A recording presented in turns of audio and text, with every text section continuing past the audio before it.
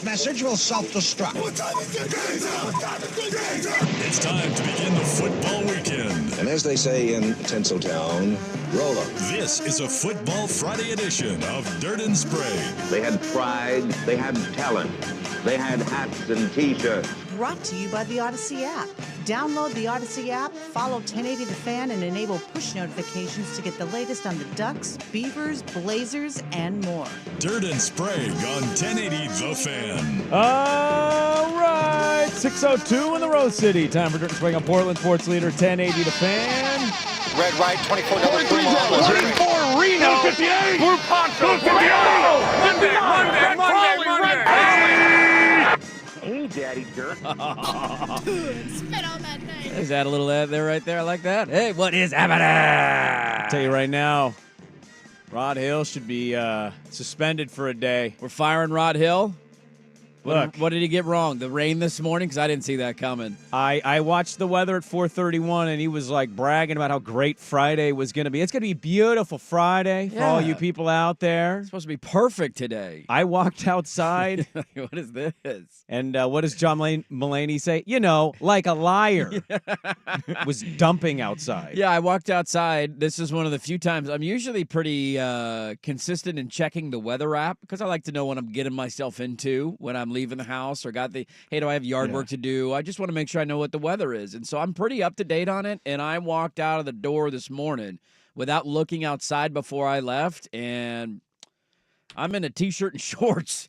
And by the time I'm outside, it's already too late. I'm not going back inside to grab a jacket. This is just what I got today. Do a little Fred Flintstone twinkle toes to the truck? I did. I speedily walked into the truck as quickly as I could. What the hell, Rod Hill? I think this caught him off guard because I'm looking at his weather report right now as we talk, and suddenly he's like, oh, well, there's a little Doppler action actually going on. These band of showers are hitting us this morning. If there's an aspect of sports I'd like to take to the news, it would be the post-game interview with the weather guy. Sure. So what went wrong there, Rod? How did we not see this coming? Who do we blame, Rod? The model. If we blame him the models, is this a technology issue? Right. It looked like at the 4:45 a.m. mark, you guys felt confident about that report, and then around 4:50. What changed? You decided to throw the ball on 3rd and short and it stopped the clock. The clock didn't run out. Instead of just running it and burning an extra minute and 20 off, you stopped the clock. You gave the other team a chance, Rod. You let them right back in the game. I will say in my spot out on the west side, it had already passed. So there was water on. It was soaking wet. on the Fremont Bridge when I drove in. But it was pouring the whole drive. It was no longer raining when I left. So it was a passing cell. I would say, like, I've been watching the local news every day for about a month. Every morning I wake up now, I have a routine. I turn the local news on, and I have noticed, like many of people, the sports person is the one person missing from the morning news. Yeah, they don't have a sports person on the morning news. They've never had a sports person on the morning news. Why is that? Absolutely no disrespect here. Actually, that's not true. I grew up as a kid, used to have... Who? Channel 8. I'm blanking on his name. He's Channel retired, 8. Unretired. Snip, Joe snap, Becker? Oh, Joe Becker. He used to do hits once in a while. Well, sometimes they'd have taped stuff from the night before, like they'd take the Blazer recap from the 11 o'clock. And air it again the next day. And they'd redo it with their voiceover. Okay, but my point is, we have a traffic guy. Yeah. I have Waze. You could just literally show Waze it's on just your right screen. There. Right there. And I'm not saying eliminate that job. Keep that guy. Yeah, pro job. But where's your sports guy? This is a valid point. I don't know. I think they need a live shot into our show. We have cameras right Travis here. Which guy's more valuable to you? Blazer fame. Which guy's more valuable to you? The sports guy or the traffic guy? Yeah, the sports guy. It's not even close. Not even close. I think we're a little biased. I think we should pay those guys more money. I think that's a good poll question. We should give them more opportunities, put them on TV. What are we doing here? I think you're just missing out on something. It's a personality. Like, I just don't feel like I see them anymore. Yeah. But I get these weather people that are lying to me every day, and then I get a traffic alert, and I'm like, well, I'm not watching or listening to you in the car. We need your weather stats up every day. Your percentages your that you hit. Percentages. Yes. your temperature forecast. Are you 3 degrees off per day? Are you what's been? Yeah, why don't we get that at the end of the year? I feel like even college football magazines will do that. A summation of the You'll weather be guy like, stats. I made my predictions for the year. Like Brett Ciancia, Pick 6 previews that we had on the show before it It's started. right there. He brags about how he What's has your been record the against the most spread? accurate picker of preseason prognostications for however many years in a row, because I picked this amount of teams to make the playoff and bowl games and conference championships and all that. Like, check your math. Let's see how you did. I saw one of the promos, I think it's Coin. The head weather person comes on and talks about, we take pride in being the most accurate. I'm like, where are those stats? Based on what? It's just something to say. No, it gave an actual percentage or something. And 94% of the time. Where are those? Why aren't those more publicly available?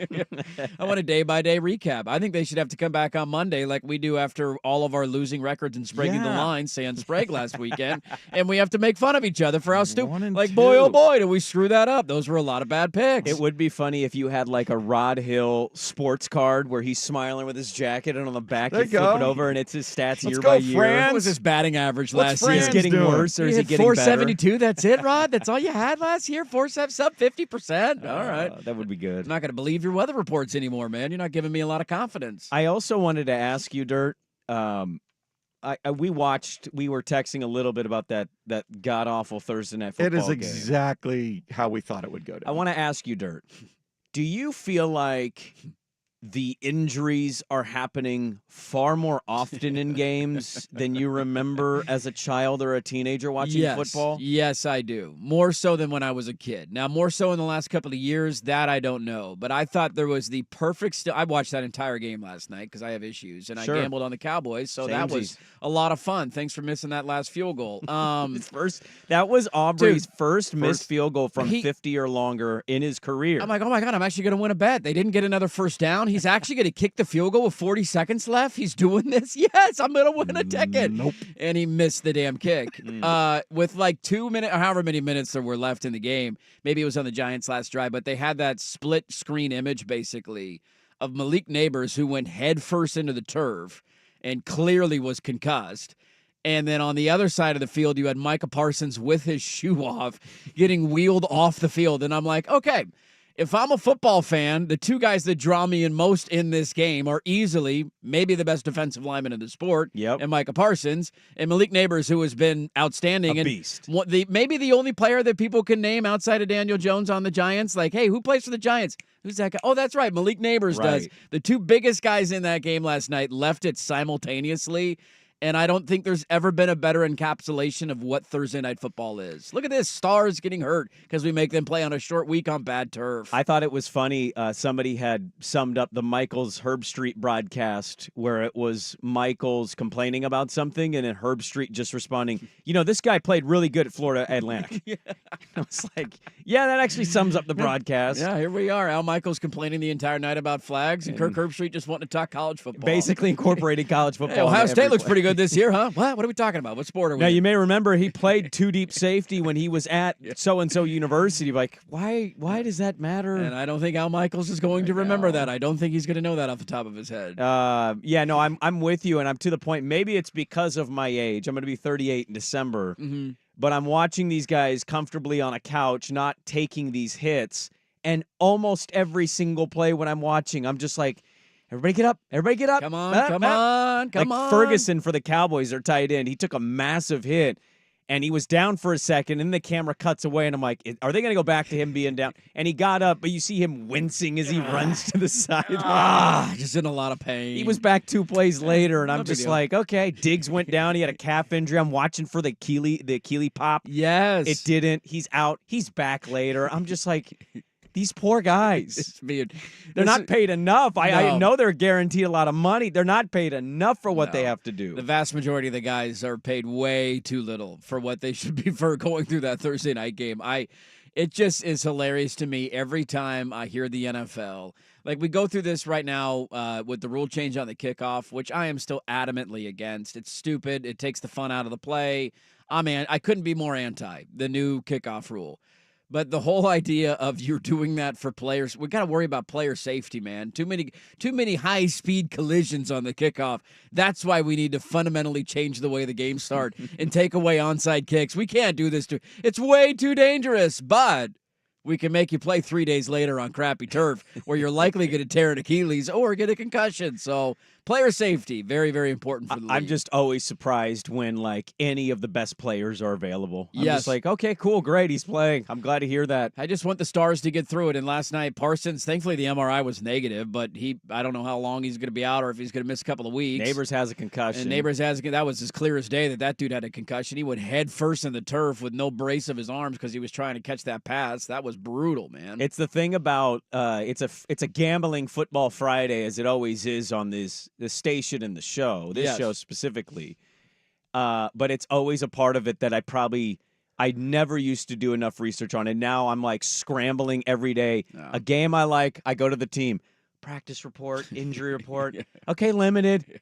Tracking to play. Okay, I think I'm going to go with this pick. Okay, it should be okay. This guy did not practice, not looking good. Damn it. Okay. Son of a bitch. What are we doing here? Fade this pick. It's kind of how you have to operate in fantasy and gambling now. And I think even as a fan, even if you don't do those two things, you're like, hey, did my guy play? Did he practice? No? Okay, great. I can't wait for my team to lose. I feel like we should turn Thursday night football in the NFL into what, like we were just doing this segment yesterday for the Big Ten. Nebraska's AD doesn't want to play on Fridays anymore. And the only teams in the Big Ten that didn't get scheduled a Friday game on the regular season were Ohio State, Michigan, and Penn State. That was it. Everybody else had to play a Friday game. I feel like we should turn Thursday night football in the NFL into that. Like, I don't want any good. Like, next week is not a bad. It's Tampa and Atlanta. That's a good game. That's a decent little game. Could be I don't want interesting that on many levels. Yeah. Don't go near a third. Why is that game on a? There's too much implications. Because That's a it's divisional a good game. matchup. They want to make it a good matchup. And this is where I think we sucks. should punish the bad teams with this. I don't care if your players get hurt. If your Tennessee Titans could have anybody go down that they want, no disrespect, but it doesn't matter to me. That team's irrelevant. Make them play on Thursdays. I love that you just dismissed Jeffrey Simmons and DeAndre Hopkins. Doesn't matter. They're just not. Doesn't great matter. football Dolphins, Patriots, throw them on Thursday night whenever the hell you want. So you want our I don't Thursday to be care. the worst game? I want the worst games of the week. Throw them on a Thursday because we'll probably still go to watch. We'll gamble, yada, yada, yada. But I want the good divisional games in the night. Like, imagine this weekend Sunday Night Football is Buffalo and Baltimore. That is an awesome Sunday Night Football game. It's the best game of the weekend. Imagine that game being on a Thursday. Yeah. It would have completely ruined it. Who's playing, who's not, who's going to get hurt. We had that with Miami Sucked. and Buffalo, what, 2 weeks ago? 2 weeks ago. And unfortunately, it was a blowout, and then Tua ended up, suffering another concussion. So But the Raiders, the Broncos, they can all play on Thursday nights. That's fine with me. I think short week football overall, it lends itself to stupidness because everybody hurts. Nobody is fully recovered from the previous week. Yes, very true. It's just such a weird game. Yes. That's why I don't really gamble it. I gambled the Miami one a couple weeks ago, but you gambled yesterday, and I liked did. your pick. But I did too. I was like, I'm staying away. I don't get it. None of this makes sense. All of these guys are hurt. I can't No, catch a thank break, you. man. Anybody wants to send me any winners for this weekend, text them in the Vancouver Ford text line. Well, Chuck, our accountant, is just popping off at the mouth because he's in the top, 5% of ESPN's pick pools. He's not gambling any money, though, on He's them. not actually gambling, And but this he's is- popping off of his record. I'm like, yo. This is my take on breaking the line, though. It's that he has no skin in the game. Exactly. He's not actually winning any money, and so it's easy to make bets when you're not actually placing any money on them.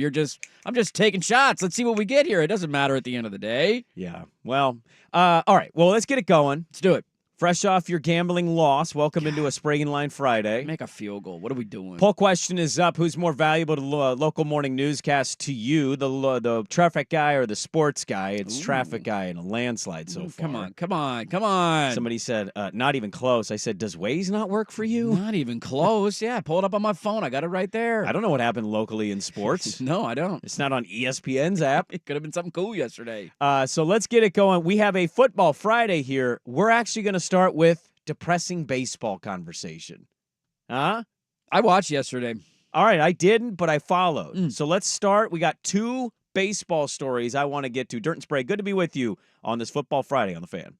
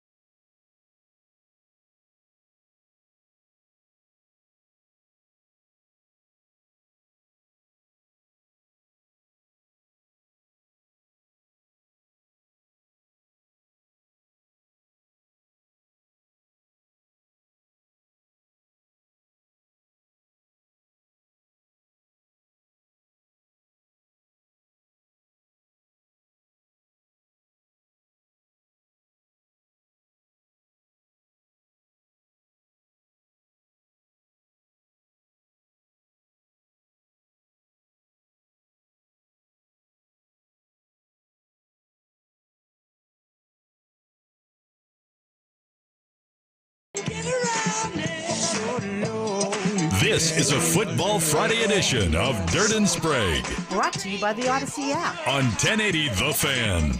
We will get to the biggest football game of the college football weekend. I know there's a lot of local interest and intrigue, a game tonight that some locally will be really into, but I think if we're in the trust tree, we can acknowledge the biggest game of the weekend, and it's not particularly close. So we'll talk about that coming up. I want to start with depressing baseball stuff. Yeah, it was a sad day yesterday. I actually I didn't cry, but it was kind of emotional watching that. I turned it on at the start of the game and watched maybe the first 2 innings, and I'm like, okay, I don't need to watch 9 innings of this. So I watched the beginning of the game and then turned in perfectly at like the top of the 8th inning and watched the last 2 innings. Yeah. And they were doing all these screenshots of people crying in the crowd and the emotions. It was really emotional. Well, I want to start baseball stuff. Not dirt with the A's. We'll get to the A's in a second. I want to start with this. The Mariners were officially eliminated. Yes. They did not make the playoffs. Did not. They fell Didn't short even of the play yesterday because the Tigers and Royals won. And right. And Adam Frazier, go-ahead RBI single, eliminated the Seattle Mariners. And Seattle Sports Radio opened this up to fans. Fans, how do you feel? Here are 2 back-to-back callers from KJR Seattle yesterday. Honestly, I stopped watching the games about 3 weeks ago, kind of when the NFL season started. Because, I mean, it was clear this team was not going anywhere. They were not going to make it. I don't care what the division standings showed. So I'm not even really mad today. I'm in apathy mode. Like, I just don't really care. I might feel differently once we get through the winter and spring rolls around, but time to take a stand, I think, as fans. We've got no World Series appearances. We've got 5 playoff appearances. We haven't been in a couple of years. We're wasting our pitching staff. We've got crappy owners. Our pets' heads are falling off. I'm sick of these bums. So they're taking it well in Seattle. Yeah, as I think back to a segment we did in like May or April where I said, you should just, it's so much easier said than done. So I grant Mariner fan that. But if you keep going and keep spending money and keep filling up the ballpark on a lot of nights, nothing is going. The owner makes money, man. He doesn't care about winning. Nothing will ever change until owners feel it in their pocketbook. And again, easier for me to say because I'm not a Mariner fan. I'm not going to games and I don't live in Seattle. Mm-hmm. But until you find a way to hit that apathy note that first caller had, that's the only thing that will ever change this. Stop caring. They were there for years, and then they had the 1 year where they made it, and people started showing up again, and they proved that they didn't care. No. And, well, now they're just milking it. You had back-to-back years where they've done next to nothing. I don't want to say Teoscar Hernandez was nothing 2 years ago. That failed miserably, largely because he didn't have a lot of help in the lineup. But this last offseason, the fact that you end that drought, you make the playoffs, the next year you made a couple of moves, you're like, okay, you fall just short last year. And your reaction last offseason was to do nothing to address your offensive woes. Yep. Nothing. Yep. The idea that this team was going to be any different is ridiculous and was always a funny argument. And why it hurts so much is that you have one of the best staffs in baseball. You have one of the best pitching staffs in all of Major League Baseball. And if you just had this is like Iowa football. If you could just have an offense that ranks in the top 35 nationally, I don't need you to be 2009 Oregon Ducks. I need you to be top 35 nationally, and you'll win a lot of games. They won the first game of the Astros series, and I think they won 5-4. And I thought I heard in the closing or a stat when they scored 5 runs or more this season. 5 runs. Record's crazy. 55-5. Yeah. 55-5. Because they have the pitching is insane. It's one of the best staffs in all of baseball. That is an insane number. Which speaks to the ineptitude of the offense. Yes. Really. So, Mariner fan, sorry. Bon voyage, no playoffs yet again. But you still have a team in your city in a nice ballpark. And that is a great transition, Swag. Here was the final out heard on NBC Sports California. The final out. The A's ended up winning their last game. So 3-2. Good on them. The players, I thought, had the right approach and attitude of all of this, and I think they took it really personal to try to send them out, the fan base, with a win. Here's the final call. Jankowski to Schumann. And the ground ball will end things. A 3-2 win for the Oakland Athletics. One more win for the Oakland fans.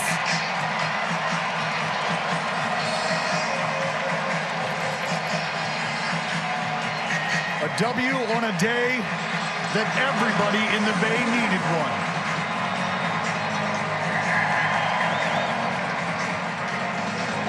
You mentioned you watched this game. I did. There were children. I kept seeing constantly on my timeline children crying. Yeah. Grown-ups crying. People were waiting up to an hour to fill water bottles and little jars with dirt from the grounds crew. The lead grounds crew chief was caught crying getting the field ready for play. Yeah. The employees will receive zero severance. Of course they will. They will instantly be losing their insurance, according to a report out of the Bay Area. Yeah, well done, John Fisher. And if my baseball team does not make it, I think I have found the team I'm pulling for. And it's random, and it has nothing to do with their actual team this season. I think I will become, for the playoffs, a San Diego Padre fan. Okay. So if you're asking why... They lost their football team? Well, no, that sucked. They should have a football team. They should. So Passan had a report yesterday that the Padres owner who just passed not long ago actually had up to 8 owners on his side that would have vetoed allowing them to move. And then he died, unfortunately, and Rob Manfred stepped in and basically blew that group up and said, no, this is going to happen. And Manfred yesterday was just a corporate owner shill, which is no shocking development. It's his job. But just an awful thing. I told you I've been numb to this, and I am. But, like, also, you just see it, the images. That's when it hits you. You feel awful for that city. Those fans care, but they've had no reason to care. And so that, fat cat is going to go to a minor league ballpark. It's an embarrassment for baseball. And then he's going to try to weasel his way into Vegas. Nobody's going to care in Vegas because he's a cheapskate. And they're going to be, outflanked by the other opposing fans. He'll get exposed in Vegas pretty quick. Well, it's going to be more opposite fans than A's fans if this is what they're going to be. Well, but I think in the business community, you have plenty of billionaires down there, and they know how to move money around and how investment works and how quickly stuff goes. And if they find out he's trying to milk the system, he'll get exposed quickly. Yeah, I mean, it's going to fail miserably because he's one of the worst owners in sports. I was genuinely sad watching this yesterday. It's one thing to talk about it being a story, it's coming and their final game, and not that many people probably cared. It's different, I think, when you turn the game on and you see the reaction from fans. There was one guy who had a great interview who basically was crying to a local news channel where he talked about, I didn't have a great relationship with my dad. He didn't know what to do with me.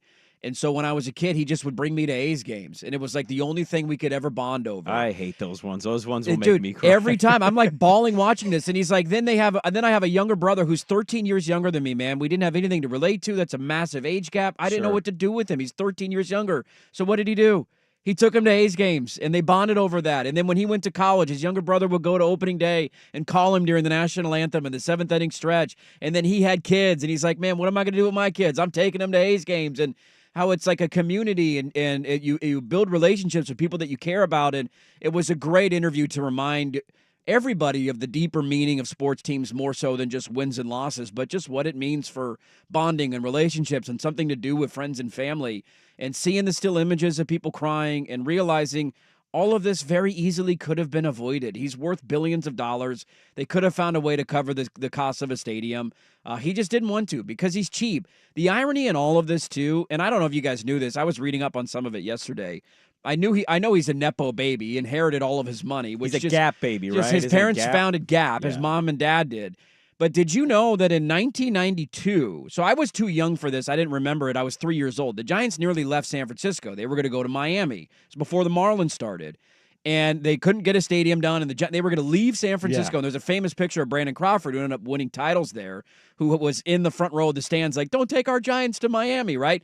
Part of the reason they stayed in San Francisco was because his dad, John Fisher's dad, who was a billionaire who started Gap, and John Fisher, who inherited all that money from his dad, they were like, this is ridiculous. We should do something about this. And they bought a stake in the Giants to keep them in San Francisco. How ironic. And they held an ownership stake in that team until 2005 when he bought the A's and he had to divest it because he was the owner of another team. He was his dad was part of the reason the Giants didn't leave San Francisco. And now 20 years later, he's the reason that the the A's are leaving Oakland. And it just, where did you lose your morals? Where did you lose your compass?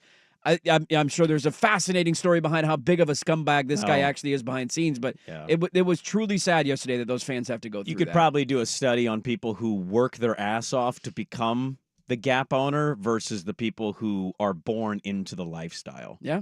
And I bet you see a difference. Now, some people grow out and they work hard and they what was the tennis player who made the finals this year, the U.S. Open? Pagula. Jessica Pagula. Pagula, yeah. Like, she's the child of a billionaire, and like she got to the U.S. Open. You don't get there unless you work your ass off. So some kids continue the work ethic, but there are others that are like, I've been given everything. Yeah, I'm going to do this my own way. We see it all over America. Yes, we do. But the final thing I'd say, Rob Manfred, who I've called the Michael Scott of sports, he has somehow stupidly walked into so many good things for the sport. While being incompetent. While being clearly incompetent and not having any idea of any of this works.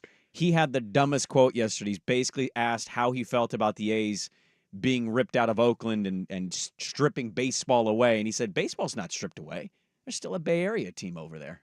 Oh, God. Basically, go root for the Giants. Yeah, shut up. That'll work. Just like the Sonics fans started rooting for the Blazers, right? Is that how that worked? They all became Blazer fans, right? I still think that's why Kevin Calabro starts every broadcast. Good morning or good evening from Portland, Oregon, USA, because he thinks he's talking to Sonics fans. That's right. They're all tuning in the Northwest. They all became Blazer fans because that's how that works. Of deep-seated rivalry just fades away immediately, and you start rooting for the other team. Biggest football game of the weekend, and absolute insanity is around it. Next on the Fan. This is a Football Friday edition of Dirt and Sprague. Brought to you by the Odyssey app. Now, from the Fan Sports Desk, a Sports Center update on 1080 The Fan. Brought to you by Crunch Fitness. Memberships as low as $9.99 per month. Find your Crunch time in Portland, Vancouver, and online at crunch.com. First on the Fan, the 8th-ranked Oregon Ducks preparing for their first Big Ten Conference game that sure looks like Pac-12 after dark with a trip to the Rose Bowl for an 8 p.m. kickoff against UCLA. We'll have live pregame coverage on the Fan starting at 4 o'clock tomorrow. Ducks holding as 25.5-point favorites. Biggest game of the day nationally features number 2 Georgia visiting number 4 Alabama. 4:30 kick. You'll be able to hear that one on 910 ESPN Portland. Bulldogs 1.5-point favorites. Despite Daniel Jones going 29 of 40 for 271 yards and 1 pick, the Giants could not find the end zone against the Cowboys, losing to Dallas for a 7th straight time. 20-15 the final. CeeDee Lamb 7 catches for 98 yards and a touchdown, anchoring the Dallas offense. Dodgers and Yankees both clinching division titles Thursday night with victories. The Royals and Tigers can clinch the last 2 wildcard spots in the American League with wins tonight. Detroit hosting the White Sox, while Kansas City is in Atlanta to face the Braves. More sports scores and stories in 30 minutes. Jason Swangard from the Fan Sports Desk. Listen live or on demand at the Odyssey app, the Fan's desktop player, or tell your smart speaker to play 1080 The Fan. Live, local, and free.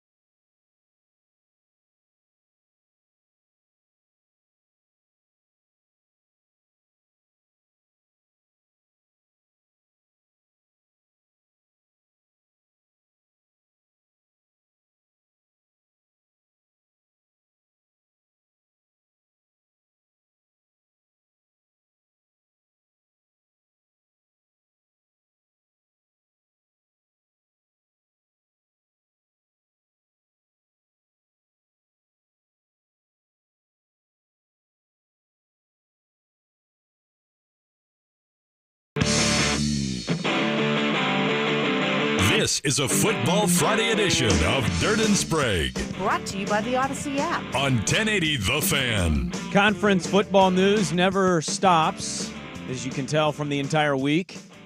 And Dan Lanning in a good mood, headed to Pasadena.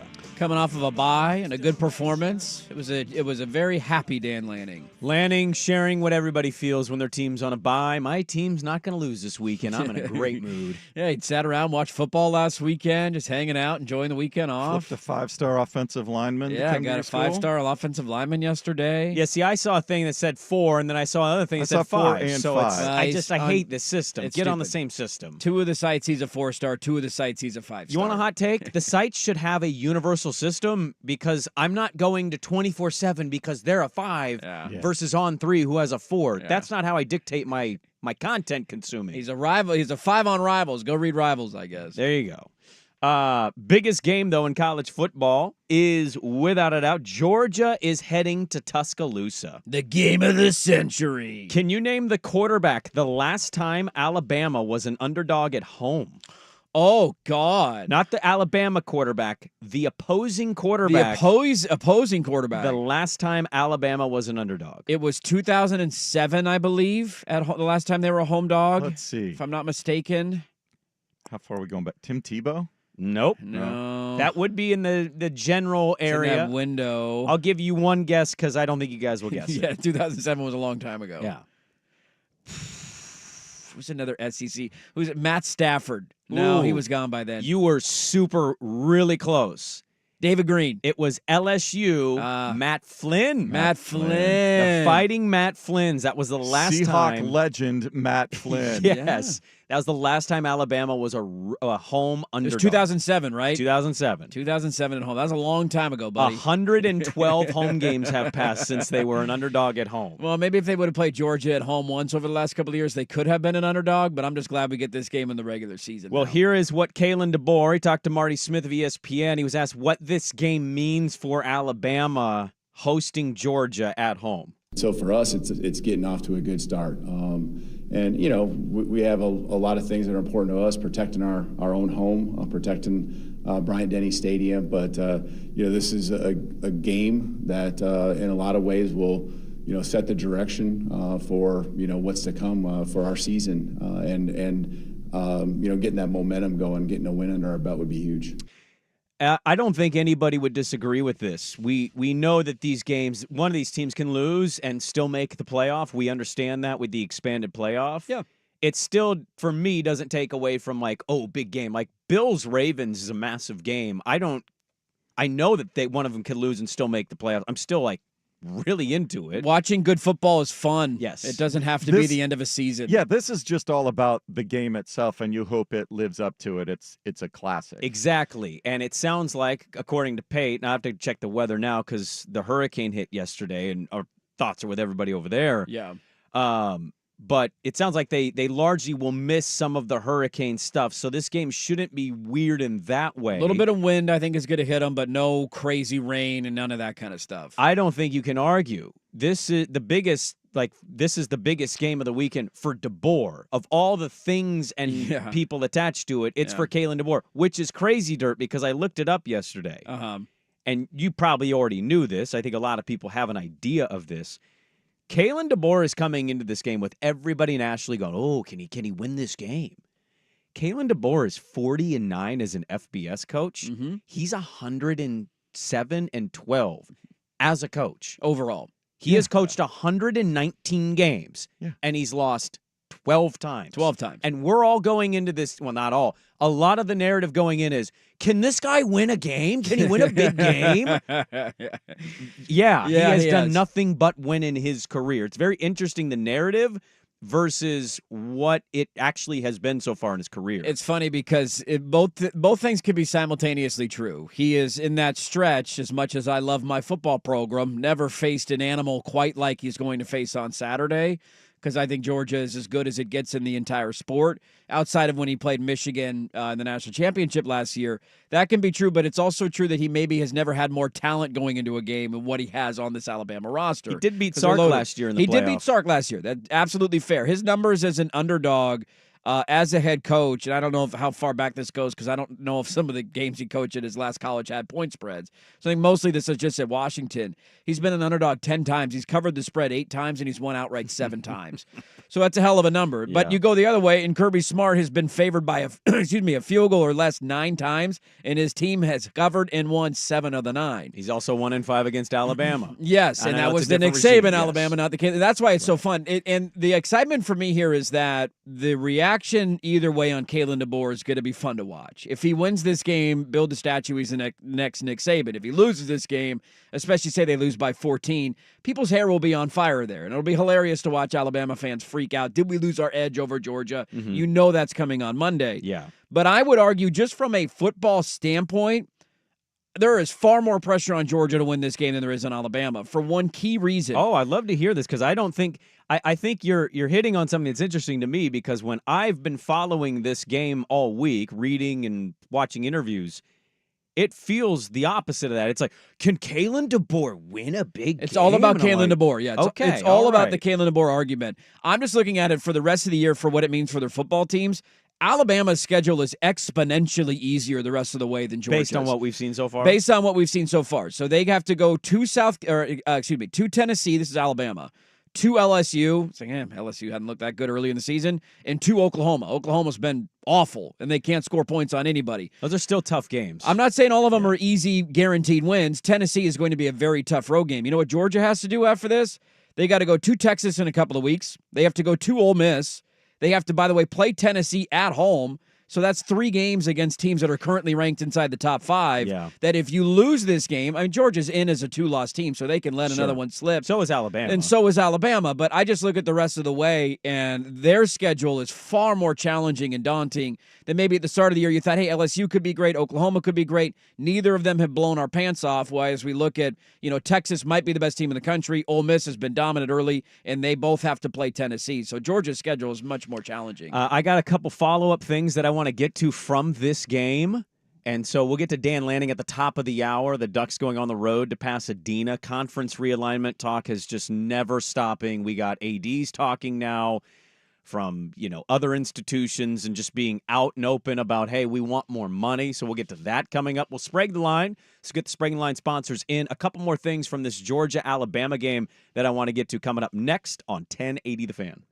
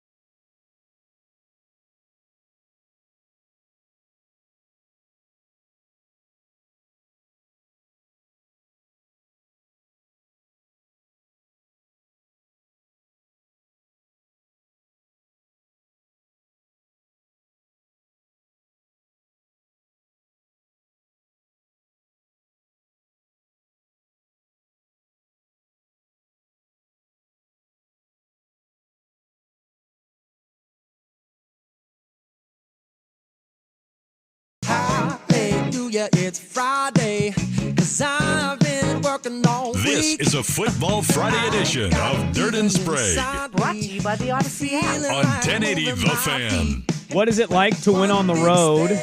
Dan Lanning with an interesting answer on that. We'll get to that coming up at the top of the hour. It is a Football Friday.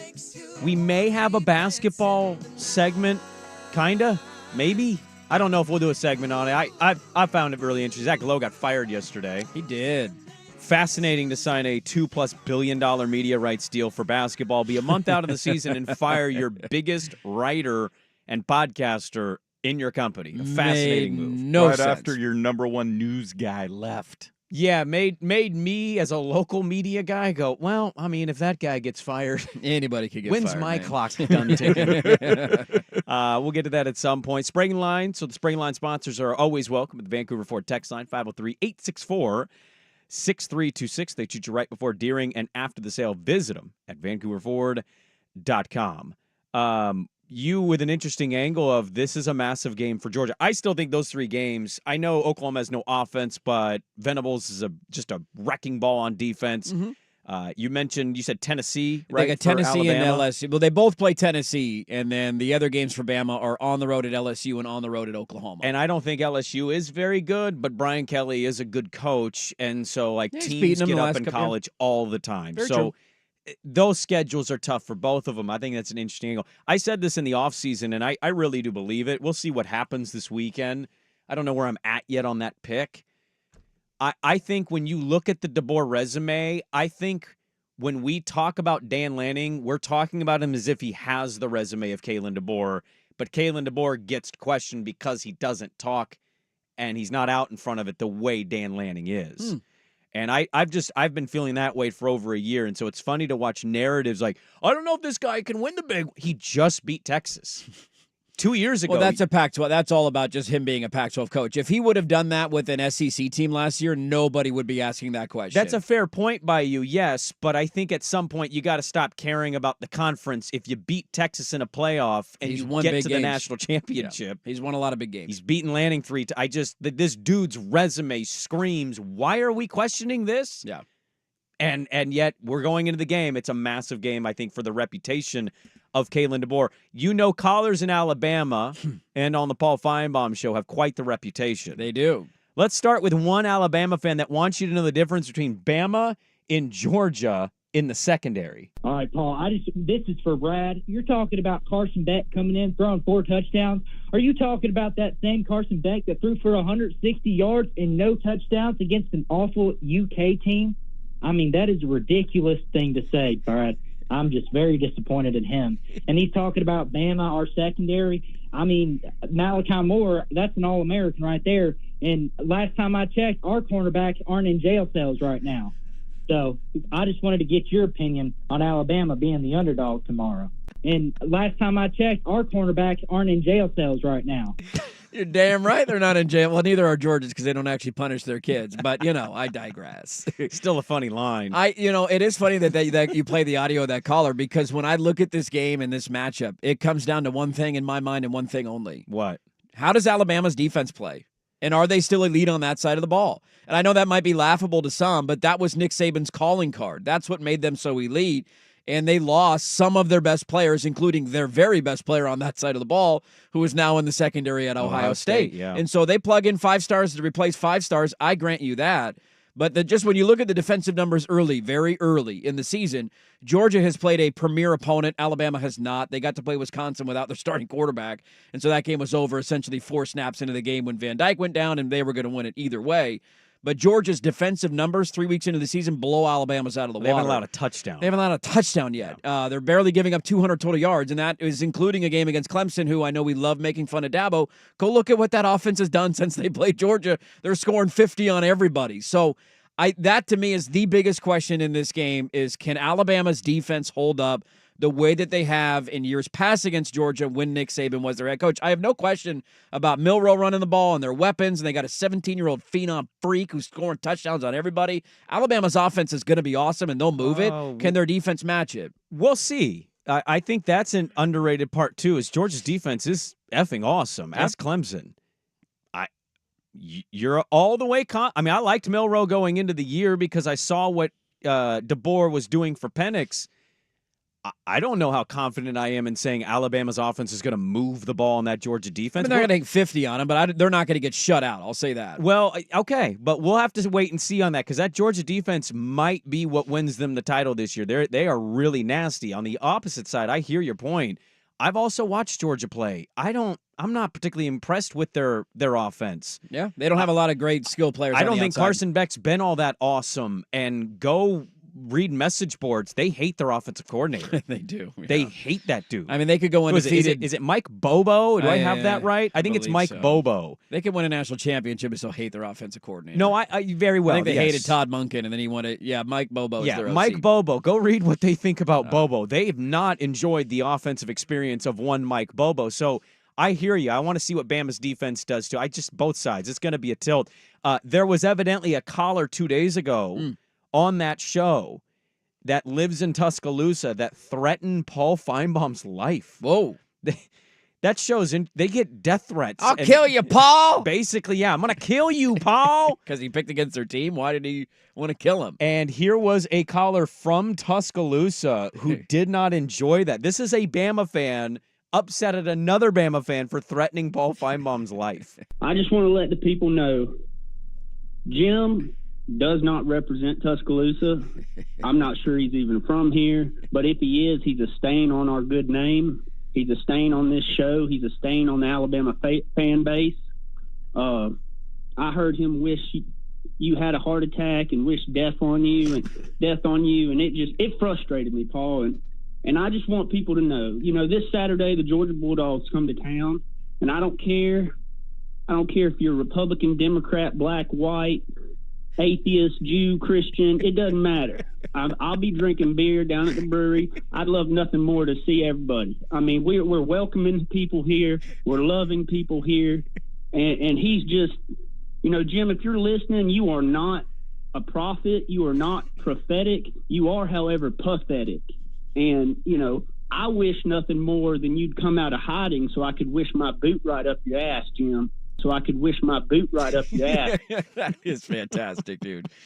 You want to know the differences between West Coast and East Coast football? It's all that. It just means more. Call in, Duck fan. Give us your UCLA trash. Well, I hope we play really hard and we run the football effectively. Good luck to the Bruins. That's the West Coast.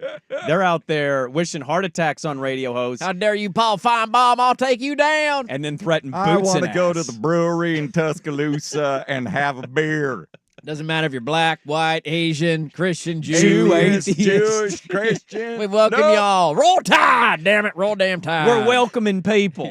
We're loving people in Tuscaloosa. Yeah, some of you probably are. I cannot wait for this game tomorrow. Apparently night, there man. is, though, a line too far in Tuscaloosa. That It's is nice it. to know that they have some standards. You wish death on a radio host. I'm glad to know that is kind of line. That makes me as a radio host feel better. That, There hey, you the go. line is don't wish death on that Don't person. call in and There say, is hey, I a want you to bar of die. decorum down there. They took it too far, man. Oh, man. This game is going to be awesome. We're going to have real, reasonable, rational phone calls on Monday. Yes, either way, somebody's one of those freaking fan out. That's the bases. best part about all this is the freak out on either side of this will be phenomenal. It'll Which be is great. funny. Because, how do you not have any perspective that the expanded playoff is going to Both let these one teams of are you in. Both these teams are in the playoffs There's- this year. There's probably 3 other games that will have far more impact on somebody getting in, not getting in. Kansas State, Oklahoma State is a far bigger impact on the college football Louisville, playoff. Notre Dame. Louisville, Notre Dame, far bigger impact. Washington State, Boise State, you can make an argument. Yes. Bigger playoff implications And in this game is getting the attention because, for obvious reasons, Georgia's at Alabama. It just means more. It just means more, absolutely. A loaded second hour of the program. We'll get to more of stuff like this. So I could wish my boot right up your ass. Yeah, that's what Bruin fans are saying to Duck fans. Oh, this bring it weekend. on, Bruins. They don't have any fans, so they can't say that. But if they did have fans, that's what they would be saying. You can't get a flip-flop. Flip-flop doesn't work the same No, way that as a flip-flop boot. ain't fitting up this butt. My thong sandal up your ass. We have a lot to get to in the second hour of the program. We kick it off. Dan Lanning on winning road games.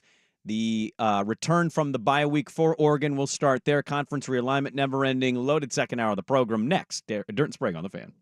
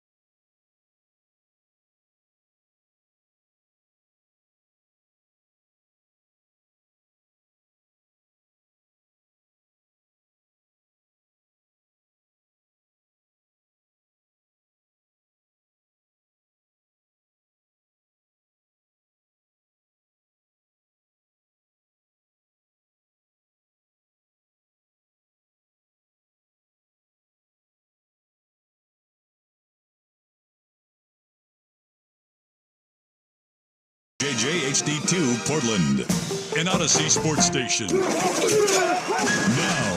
Now, from the Fan Sports Desk, a Sports Center update on 1080 The Fan. First on The Fan. It may be labeled Big Ten, but it'll sure look like Pac-12 after dark. Saturday night in the Rose Bowl, number 8 Oregon taking on UCLA in their very first Big Ten Conference game. Ducks are 25.5-point favorites. You'll hear it right here on The Fan. Our live pregame coverage will begin at 4 o'clock. Biggest game of the day across the nation is number 2 Georgia at number 4 Alabama, 4:30. You can hear it on 910 ESPN. Portland Bulldogs, 1.5-point road favorites. Daniel Jones was efficient, 29 of 40, 271 yards. One interception coming very late in the game, but the Giants couldn't find the end zone, and they lose for the 7th straight time to the Cowboys, 20-15 the final. Dodgers and Yankees clinching division titles Thursday night with victories. They are in line to be the number 1 seeds in each league. Royals and Tigers looking to clinch the last 2 wild card spots today in the American League. They need victories. Detroit hosting the White Sox, Kansas City's in Atlanta to face the Braves. More sports scores and stories in 30 minutes. Jason Swigard from the Fan Sports Desk. Listen live or on demand at the Odyssey app, the Fan's desktop player, or tell your smart speaker to play 1080 The Fan. The Fan is live on YouTube and Twitch. And now, Window Nation brings you on-demand videos. Watch Window Nation's window into 1080 The Fan. Dirt and Sprague on Football Friday on 1080 The Fan. The autumn wind is a pirate, blustering in from sea. With a rollicking song he sweeps along, swaggering boisterously. This is a Football Friday edition of Dirt and Sprague. Brought to you by the Odyssey app. Download the Odyssey app, follow 1080 The Fan, and enable push notifications to get the latest on the Ducks, Beavers, Blazers, and more. Dirt and Sprague on 1080 The Fan. All right, welcome back in. Hour number 2, right on the dot. Look at that, huh? Stick that in your pipe and smoke it. You like that? You like that? Right in the butt. I have. Talk about blind squirrels. Huh? Okay. I've done my job. The big wood's still in here. See you later. You're damn right it's still in here. I think I'm going to walk Mic off. drop, walk off right now. That's Friday. it. Football Good luck Friday. to you guys. Let's go. See you later. My picks are 3-0. Yeah, guaranteed 3-0 picks. What picks? Don't worry about it. Don't worry, 3-0. I'll just tell you after the result. I'm sweating. I'm already sweating over here. Every break, I'm sweating. I'm just grinding. I'm sweating, looking at numbers, matchups. Dude, I got nothing. Dirt, we'll get to the lost. Ducks here. Dirt drops during a commercial break. Quiet. We're both looking at stuff. We're show prepping still as the show's going on. And Dirt just goes, how does the under in Pittsburgh and Indianapolis not hit? How does it not hit? 40.5. Anthony Richardson against that defense. Steelers can't score really on anybody. Oh, they will against Indy. Indy's defense is terrible. Come on. Look at their That stats. under's got to hit. Give me the under, baby. I think they're the worst rush defense in the NFL, or all they're right. second to worst. Not worried. That'll be a 20-17 final under, guaranteed.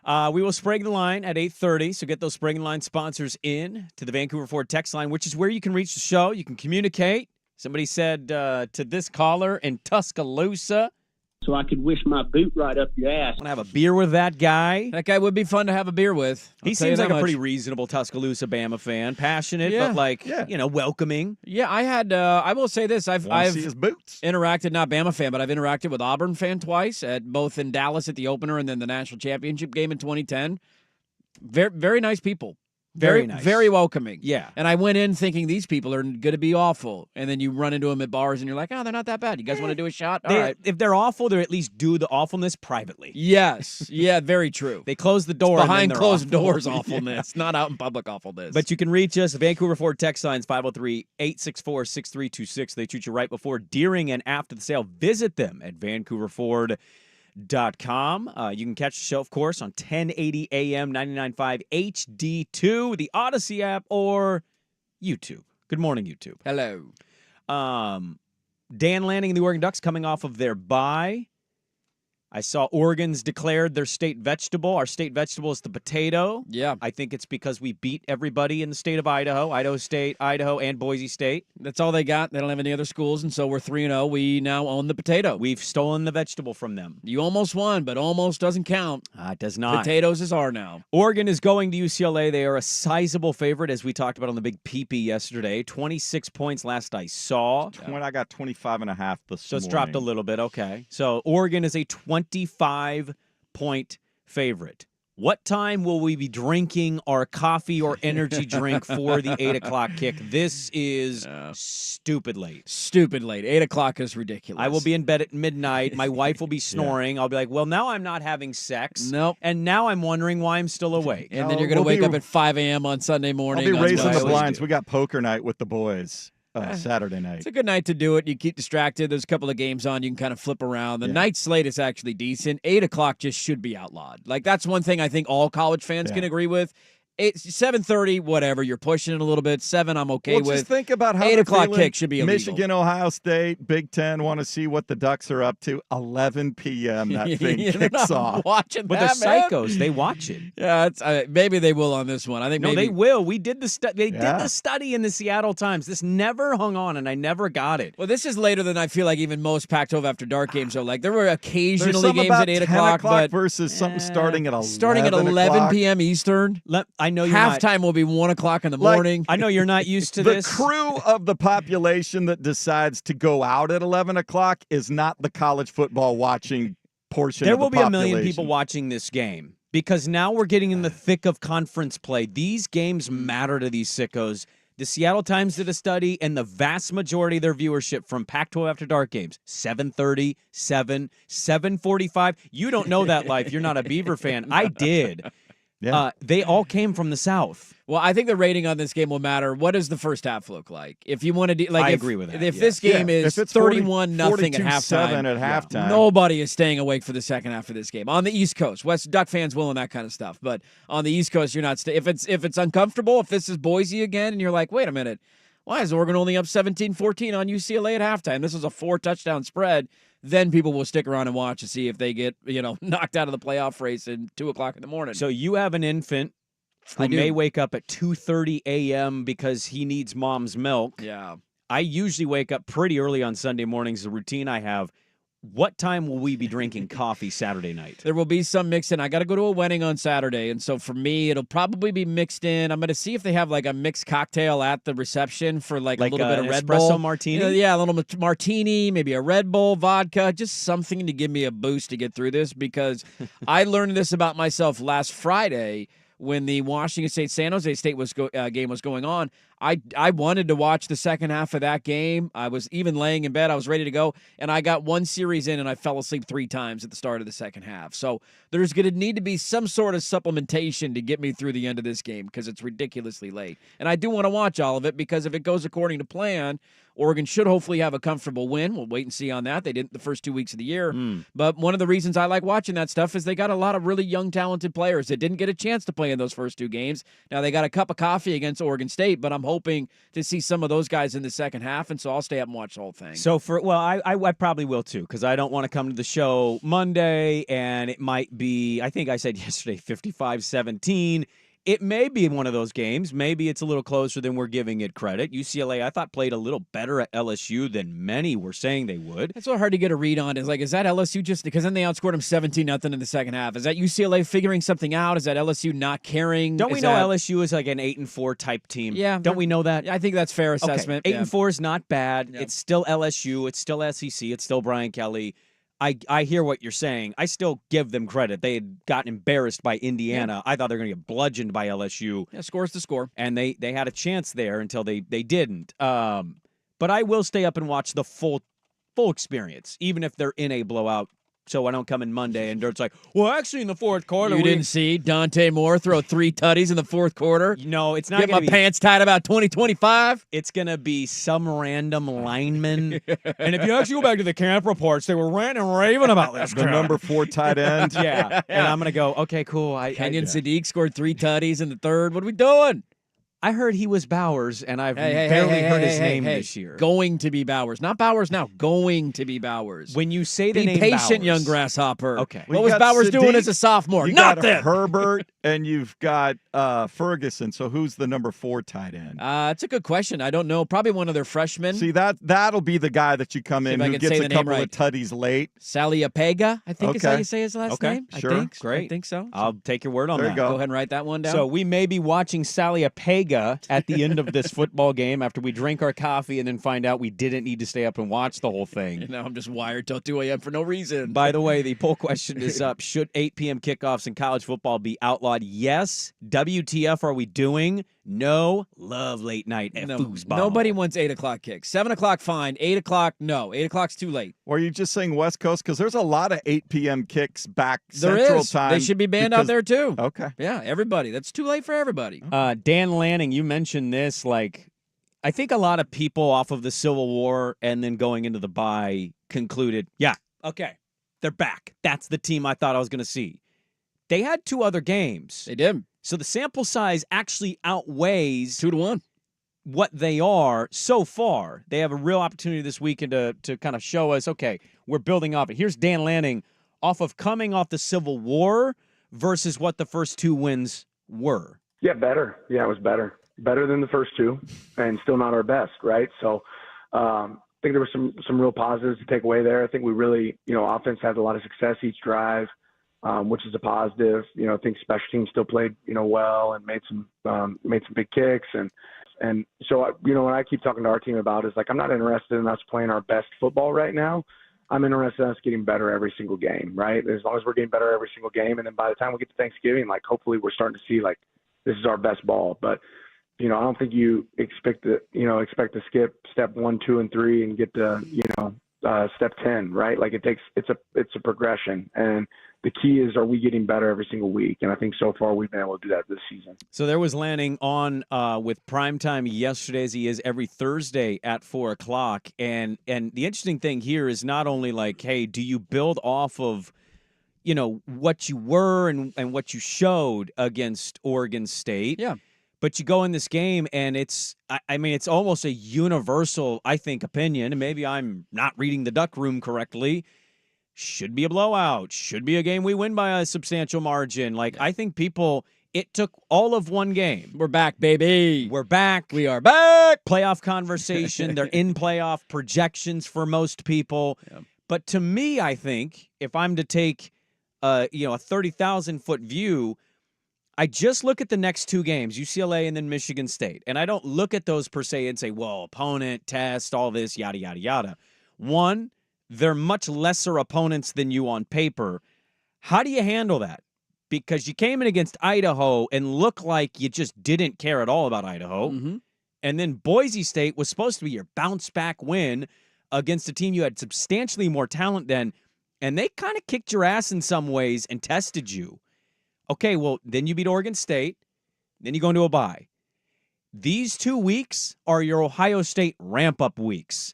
This is, I would imagine, when Dan Lanning Dirt is saying to himself, his coaching staff, and even to the players, we need to lock in. We need to be getting to who we are because the Buckeyes are coming to town in, 3 weeks? Yeah, I thought it was an interesting answer from him on where his team's at and what he's telling his team. And I would be curious to know, and he'd never answer this, but has the message changed at all with the format structure of the sport this year? Not a chance in hell those messages change. No, I'm just saying, when you say, I want to be playing you always want to be playing your best ball at the end of the year. Obviously, going into the playoffs, that's you going into bowl games and conference championships, that's when you want to be at your best. But I think there's an aspect in this model now where style points don't matter as much as they used to. It's not 4 teams. You're not looking over point differential. You're not looking, they had that one close game, but this team didn't have that one close game. So Are they a 4 or are they a 5? Are they the outside looking in? I thought it was very interesting, his honesty of dude, I'm not looking for us to be our best right now. I'm looking for us to get better every week and to peak at the end of the season. And that's where I'm curious if that has changed at all, because you just don't have the same pressure week in and week out that you used to with a 14 playoff format, where if you lose a game like this or have a close game, that could be held against you come playoff time. And that's not really the case anymore. I do think fans are in the mindset of this should be a blowout. partially because Oregon showed you what you thought you would see against Oregon State, and they dominated that game. Partly because UCLA sucks. Like, this is just a bad football team. Ethan Garbers is a veteran quarterback. He's been around a long time. They can't run the football at all. Their leading rusher on the year, their leading running back through, 3 games, has 72 yards. Mm-hmm. He doesn't have a run longer than 14 yards on the season. And Garbers is more a mobile guy. He's more of a mobile guy. throwing. They have, through their first, 1 and 2, I think they played 3 games. 2, yeah. They have 1 rushing touchdown in 3 games, man. Like, this is not a good team.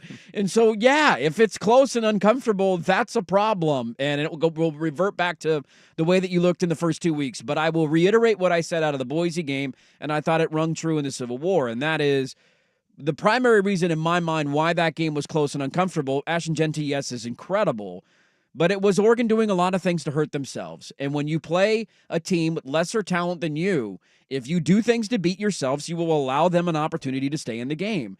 And they didn't do that against Oregon State, and the final score was 49-14.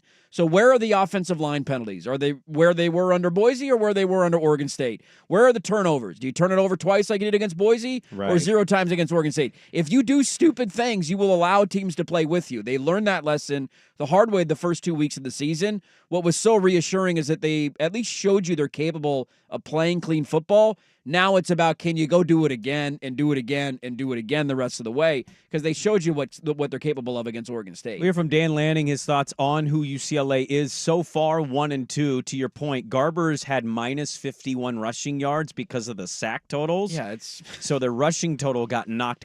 Not that it was great anyway, but minus 51 will knock it substantially down. I mean, they literally can't run the football. I'm thinking back to that game. So I had the quad on, and this was one of the games that I would kind of go back and forth on having my quad. And every time I looked up, they'd have a run. And I go, man, look at them on the ground. Here comes the UCLA. And then when they went up double digits, LSU, I checked out of that game. And I look at their box score and I go, well, okay, I thought they were running the football. Well, it turns out they weren't. I think this is a game where you can see your edge rushers hopefully dominate. You haven't really, Idaho had to throw the ball a little bit. Boise State just leaned on Genty. Oregon State, we knew wanted to run the football a ton. This is a game where you can force them into a lot in 3rd and longs and let those guys tee off on Garbers. We'll get Lanning's thoughts on who UCLA is and winning a game on the road with quite the answer yesterday on primetime. So we'll get to that coming up next. More Dan Lanning, more college football talk as well. Huskies are playing tonight in Piscataway, New Jersey. We'll get to that. Sprague in line at 8:30. Durant Sprague back with more on The Fan.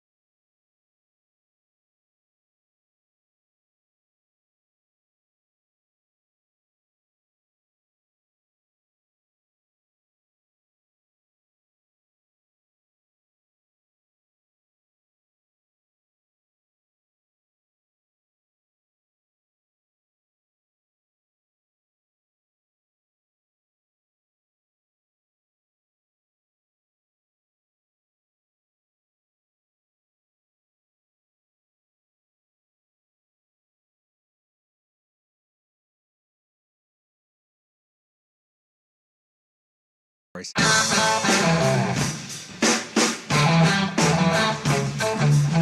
is a Football Friday edition of Dirt and Sprague. Brought to you by the Odyssey app. On 1080 The Fan. Just had some breaking news for Washington football. They play at Rutgers tonight. We'll get to that. Interesting timing. Was he on the plane, or did he? I hope make this decision before they left. That's a long flight. It's just a trend that sucks. I hate this. Absolutely. I don't care who you hate or who you like in college football. This is not a big deal to most people until it is because it's their team. It's this week especially. It's something that's been popping up in that sport. We'll tell you what that news is coming up.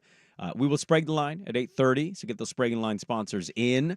I want to get to more Dan Lanning on UCLA very quickly. Happy anniversary. Do you guys know what the 1-year anniversary of today is? 1-year anniversary of today. Exactly a year to go today. September what were we talking about? 7. In football, I'm assuming, would have been early. What, Oregon's win over Colorado? No, that did happen about a year ago. Nope. No. 1 year ago today. Swag has no guess. No guess. No clue. 1 year ago today, we were talking about how Damian Lillard was traded. Oh, that was the year today. Year to go today. Wow. I That's remember how where I late he got was. I was traded. at a park throwing a ball to my dog, and my brother-in-law texted me. Yeah. And I was like, oh, okay, I need to go home now. This You actually put the ball in happened. your mouth and you All right. walked home with your head down. Bubba, we're going home, buddy. Happy anniversary. Yes. Scoop. Yes. I want to get to this very quickly before I get the other Lanning audio. I don't know if you caught this earlier this week. Venables on his coaches. I think it was his coach's I did show. see this on Dylan Gabriel, yeah. Yeah, he was willing to talk about Dylan Gabriel. I like Brent Venables, man. He's kind of an open Very book, likable. very likable guy. Underrated Zaddy.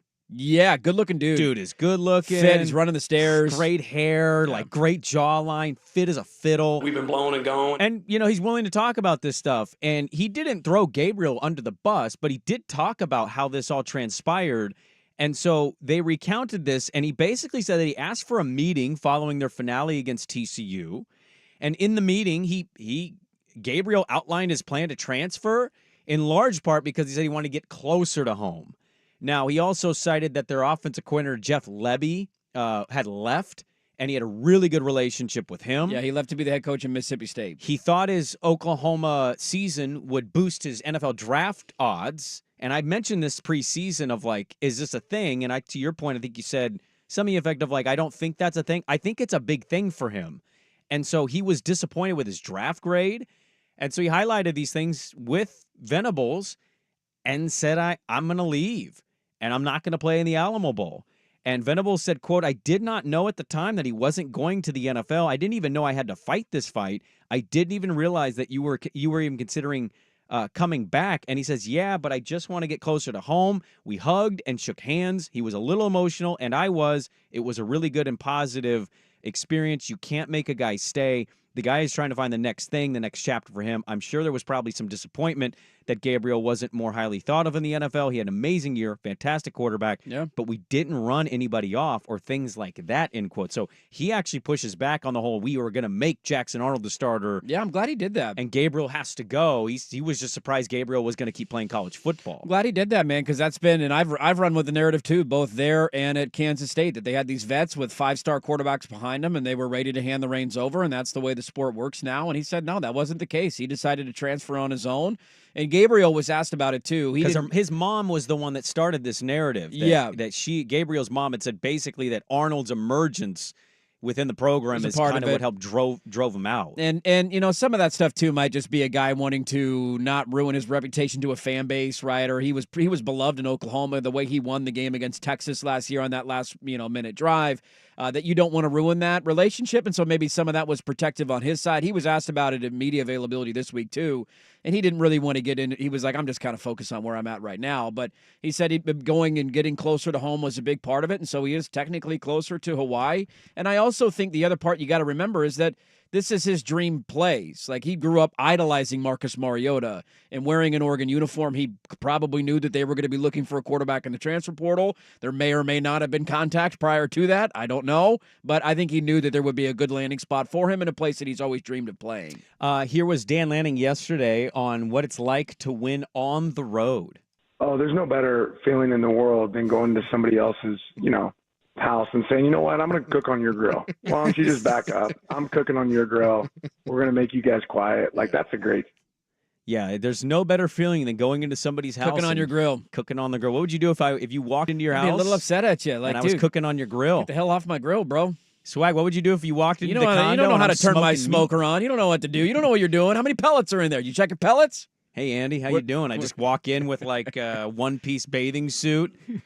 Bikini style. I just walk in, Speedo. Hey, what up, man? How you doing? Let's fire up the grill. Smoking meat. I'll walk in there. Let me show you how to utilize this thing. Come on, give me those tongs. Let's go. Give me those tongs, baby. I love that analogy. Then he added later that it, one step further is asking the person's wife to make you a cocktail too while you're grilling on their grill, and that's the feeling of winning on the road. The good news, at least for him this week, is you're not really going on. I mean, you're going on the road. This is gonna be a home game. But you're not really going. We know the road. Bruin It's Rose Bowl's a great venue. They're 1-2. Their fan base has quit already. They have been permanently quit for about 30 years now. 30. So, yeah, unless LSU's in town or you're playing USC, I don't think you're getting more than 400 how big is that UCLA fans. LA alumni base chapter for Pretty the damn big. Ducks? Because they're Cade all McNown going to be play there. at UCLA. Pretty damn big, man. When was Cade McNown quarterbacking? Cade McNown? Oh, God. I would say that's the last time I feel like UCLA fan cared about football. Yeah, I mean, you can argue it was the last time they were good at football. There were actually Bruin fans of that LSU game, and I'm like, did you guys just show up not being LSU fans and decide to wear the other colors, or are you really a UCLA fan? I think that was more about Baton Rouge is a cool place to go. Let's go, let's go on. Sure. We're looking for a vacation, go tailgate, eat some alligator. There's UCLA grads all over the country. My guess is he was at UCLA from 1995 to 1998. That would sum up the last time that you asked me in my life I thought UCLA fan cared. I'd say then. Yeah. That point right there. That seems pretty valid. I think the biggest thing you circle this weekend will be, unfortunately, the thing you circle for every week to come. Don't have a lot of questions about a lot of things on this team. Does the offensive line do it again? Do they look like they did again? They should. Dude, UCLA has no pass. They should. They don't have much of a pass rush. The only positive stat on UCLA is I think they're top 20 in the country in slowing down the run. So make that what you had will. 102. They had 102 yards on them, and that's supposed to be one of the better offensive lines in the country in LSU. So that's the only thing you circle in this game. It's the biggest question mark about this team, and I will reiterate what I've said all year. If they don't reach their ultimate goals, that will likely be the position group that they fall short of. So go out and dominate an inferior opponent the way you should up front, and Oregon wins this game by 28. I think, though, so far, 3 games in, you would agree they're a better passing team than running team. Who, Oregon is? Yeah. It's not even close. And their pass protection against Oregon State was pretty good. UCLA's not, I think, known as a sack monster, so even if your run game's slightly slowed down, though I don't think that's going to happen because Jordan James is amazing. And you should have enough in the passing game. But it's just one of those, like, if UCLA can slow down your run, what's slow down? What's the number in the box score for you in total rushing yardage? To me, it's not even necessarily a total number. It's just a look? Because I think it'll pile up as the game goes on, especially if you play with a lead. You're going to run the ball a lot in the second half. But I don't think Gabriel should be sacked. I think it's more the per carry average. It's a yard per carry average. It's just a feel. Like when they're running the ball. If they stack the box and Dylan Gabriel decides, all right, I'm throwing like 8-yard slants and guys are taking it 25 yards, then that's the offensive game plan because I can count numbers. Yeah, based on the look you're getting. But if you're only getting, 3.5 yards per rush when you try to run, then I think that's a concern whether or not you have 100 or 200 yards rushing at the end of the game. Are you having to break a tackle to get a 4-yard gain? Or are you consistently like, okay, that was a good size hole? Not every run has to be a 30-yard run or a 70-yard touchdown. Yeah, but if you're getting 5.5 yards a rush, then that looks like the Ducks. Exactly. Should be 7. You want 7? I think nothing less than 7. I mean, you're staying up for 8 o'clock. You should be demanding. I demand 7. I'm gonna be a zombie on Sunday. You better run the damn ball Saturday night. Largely, the feeling is Oregon should smoke UCLA in this game. The point spread suggests as much. The talent gap. We've seen UCLA play football. I think you'd like to find out see them. I think Ducks fans would like to see them be like go time from the opening kickoff. Yeah, don't come out lethargic. Don't play with your food. Yeah, don't have go it out be there 7-3 and take care at of the your end business. of the first quarter. Dirt, what time will we Oh, you're not doing pregame this week, right? No, You're I'm going off to a at your wedding. I am so off, yeah. 4 o'clock. Okay, 4 Game o'clock. day will begin. Schultze's doing it. Basketball coverage on the Fan is presented by T-Mobile. Switch to T-Mobile, and you can get tons of benefits and still save on every plan versus AT&T and Verizon. Use your savings calculator to find out how at T-Mobile.com/switch. We will Sprague the line an hour from right now, so get the Sprague line sponsors in to the Vancouver Ford text line, 503-864-6326. More college football. A little bit of breaking news for the Huskies. They play tonight at Rutgers. We got some NFL to dive into. It's a good weekend of NFL on the slate. Loaded hour and a half of the show. Dirt and Sprague back with more, but first, Swag with the sports update. This is a Football Friday edition of Dirt and Sprague. Brought to you by the Odyssey app.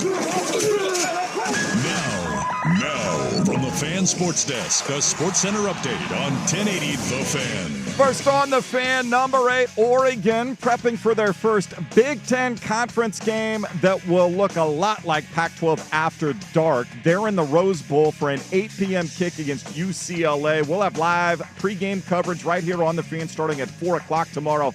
Ducks 25.5-point favorites. Big game of the day nationally is number 2 Georgia visiting number 4 Alabama. That's a 4:30 kickoff. You'll hear it on 910 ESPN Portland with the Bulldogs, 1.5-point favorites on the road. Despite Daniel Jones going 29 of 40 for 271 yards and 1 pick, the Giants could not find the end zone against the Cowboys, losing to Dallas for the 7th straight time, 20-15. CeeDee Lamb, 7 catches for 98 yards and a touchdown, anchoring the Dallas offense. The United States seized control of the President's Cup on day 1 with a 5-0 sweep of 4-ball matches. There'll be 5 foursome alternate shot matches set for today. Patrick Cantlay, Xander Schauffele will lead things off for the American side against Hideki Matsuyama and Sung Jae Im. First match tees off just after 10 a.m. this morning on Golf Channel. More sports scores and stories in 30 minutes. Jason Swigard from the Fan Sports Desk. Listen live or on demand at the Odyssey app, the Fan's desktop player, or tell your smart speaker to play 1080 The Fan. Tired of getting dinged by subscriptions? We won't send you a bill. Portland's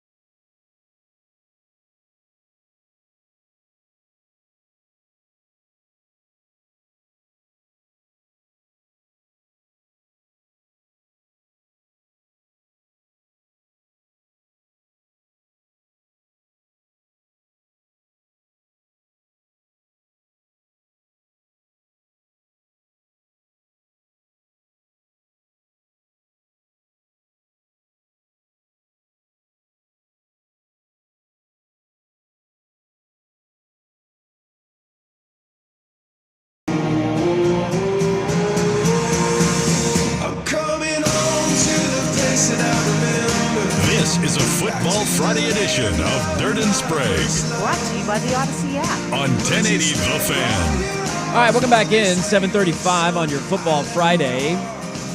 I want to get to my NFL pressure cooker coming up. The three teams facing the most pressure in the NFL this weekend. Nice little Friday night of college football, though. Virginia Tech, Miami will probably suck, but it's something to be on your TV. When are we going to learn our lesson from doing that? We do that in so many games. Georgia, Kentucky.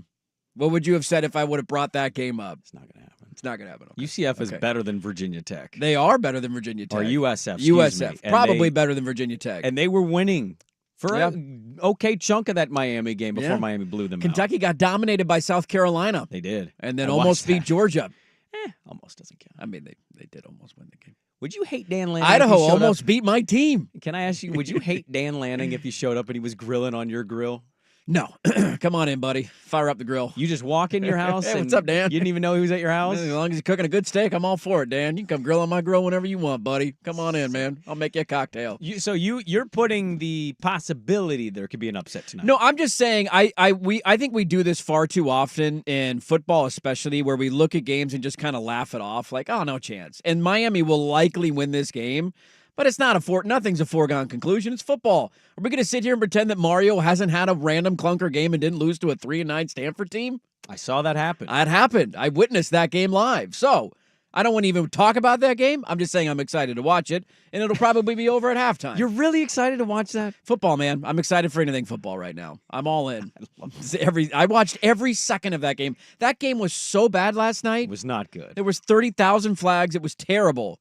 And I watched every second of it. Yeah. No, the game that I think we're more excited for in this pocket is the game tonight in Piscataway, New Jersey. And that is Washington's going on the road to play Rutgers. One bit of Husky news this morning. Just came across, I think, On3 was the first outlet to report this. Brian Parham, who is one of their senior linebackers. One of their best tacklers. Yeah, I think he's top 7 or 8 on the team in tackles. He has announced he is entering the transfer portal and will redshirt the rest of the season. He has 210 career tackles. He transferred from San Jose State, played 3 games as a Husky, and now is peace. I'm out. What a week. It's a weird week of this where you had the Sluka kid come out from UNLV. That was followed up by a running back. Yes. Reportedly separate issues, and then you have all this conversation of NIL and pay and do you trust, put it on paper, and today, the day of a game, and I'm assuming Jed Fish, these programs know about this stuff. I imagine he's not on the flight to New Jersey. He's not in Jersey right now, but like to have this drop the day of a game, you know, one of your leading tacklers is out because he's going to go cash in a payday. What a weird week for college football with this story specifically. Redshirting after the season starts. And what? I think the running back, the quarterback, and this dude, you're talking about 3 seniors. So looking for one last chance. It sucks, but like he 7th in the league on the team in tackles? Yeah, on the season he has 11 total tackles, and that's, there's obviously Bruner's their top guy. Total? 11 total tackles. Okay, so I saw a stat that said 200 in his career total tackles. It's so weird how this is all happening in the same week. Yeah, and all of these are different too. Like I didn't read this one necessarily as this is a guy that thinks he's going to cash in financially. I imagine that this one to me is very similar to Bear Alexander, where either A, he's not happy with his playing time or doesn't think he'll have playing time. And so yeah, maybe that's what it is. He's like, dude, I'm not going to – this is my last year of eligibility, and if I don't play this year, he wants to go have an opportunity or a crack somewhere else. It just is a very weird dynamic where you get this at the end of the year, and hopefully once we get through kind of the next 2 weeks that a lot of these will be done, because once you play in more than 4 games, you can't redshirt anymore. So a lot of these decisions had to be made now of do I want to keep playing or not. It's weird. It's weird for the team dynamic. Like you've been grinding with a guy all of training camp in that position room, building a relationship with him. He's a new transfer. And then a month into the season, it's just like, all right, guys, I'm cleaning out my locker. I'm gone. You just didn't used to see that in the sport. And so interesting news for the Huskies, but they do go on the road tonight and take on Rutgers, a team that has been decent to start the year. They run the football efficiently. That Virginia Tech team I'm talking about, they beat them last week down in Blacksburg, 26-23. And I think this is a fun indicator game early on for Washington and their fans and for Jed Fish. A win tonight, man, goes a long way. Not going to wash away the taste from losing the Apple Cup the way that they did, but there is a lot of people up there who I think are rational Husky fans who are genuinely raising eyebrows at Fish for the play calling and some of the decisions he made late in that game. The honeymoon phase, if you will say, is over for him in Seattle. A win tonight would go a long way to repair that damage that he did in the Apple Cup. I mean, I think it's as simple to say, like, can you run the football? And they should be. Jonah Coleman's a beast. They should be able to. Well, Jonah Coleman is a beast. Do you know where Rutgers is just in the Big Ten in rushing stats? I do not. In running the ball offensively or stopping defensively. I do not know. Defensively, Rutgers is 16th. Yeah. That's not good, Bob. How many teams are in the Big Ten? 18. 18 teams. You know who's worse than them? Can you guess the two worse than them? Oh, God. Well, Purdue has to be. Absolutely. Because back-to-back, like 400 rushing yard performances. I was a little surprised looking at this because the narrative on this team is I know it's flipping. not UCLA because narrative USC. People been who is it? USC. And last week certainly didn't help, especially with that 60-yard run at the end of the game. Riley tried to come out and say it was only 3 good runs. We stopped him on every other one, and people are like, "Well, that wasn't really the case." Well, the 3 was, the game deciding. This is the loss of the game. No big deal. Stop there. Yeah. So Rutgers, they're coming in. I think nationally. Not nationally, they're coming in with a bit of a reputation. Schiano defense, run the football, Rutgers football. They're not good statistically. No. So they are, though, the number 1 rushing offense in the conference. Yes, they are. Can you control tempo, time of possession? Like the Giants losing last night, not to take this to football, the NFL, but totally fine. The Giants should have won the game based on time of possession. They had the football more. Time of possession is a huge indicator in winning football games. It's not always a given, but Washington has a real opportunity tonight. Establish Jonah Coleman, have the ground game going, ease Will Rogers in. Will Rogers can dial.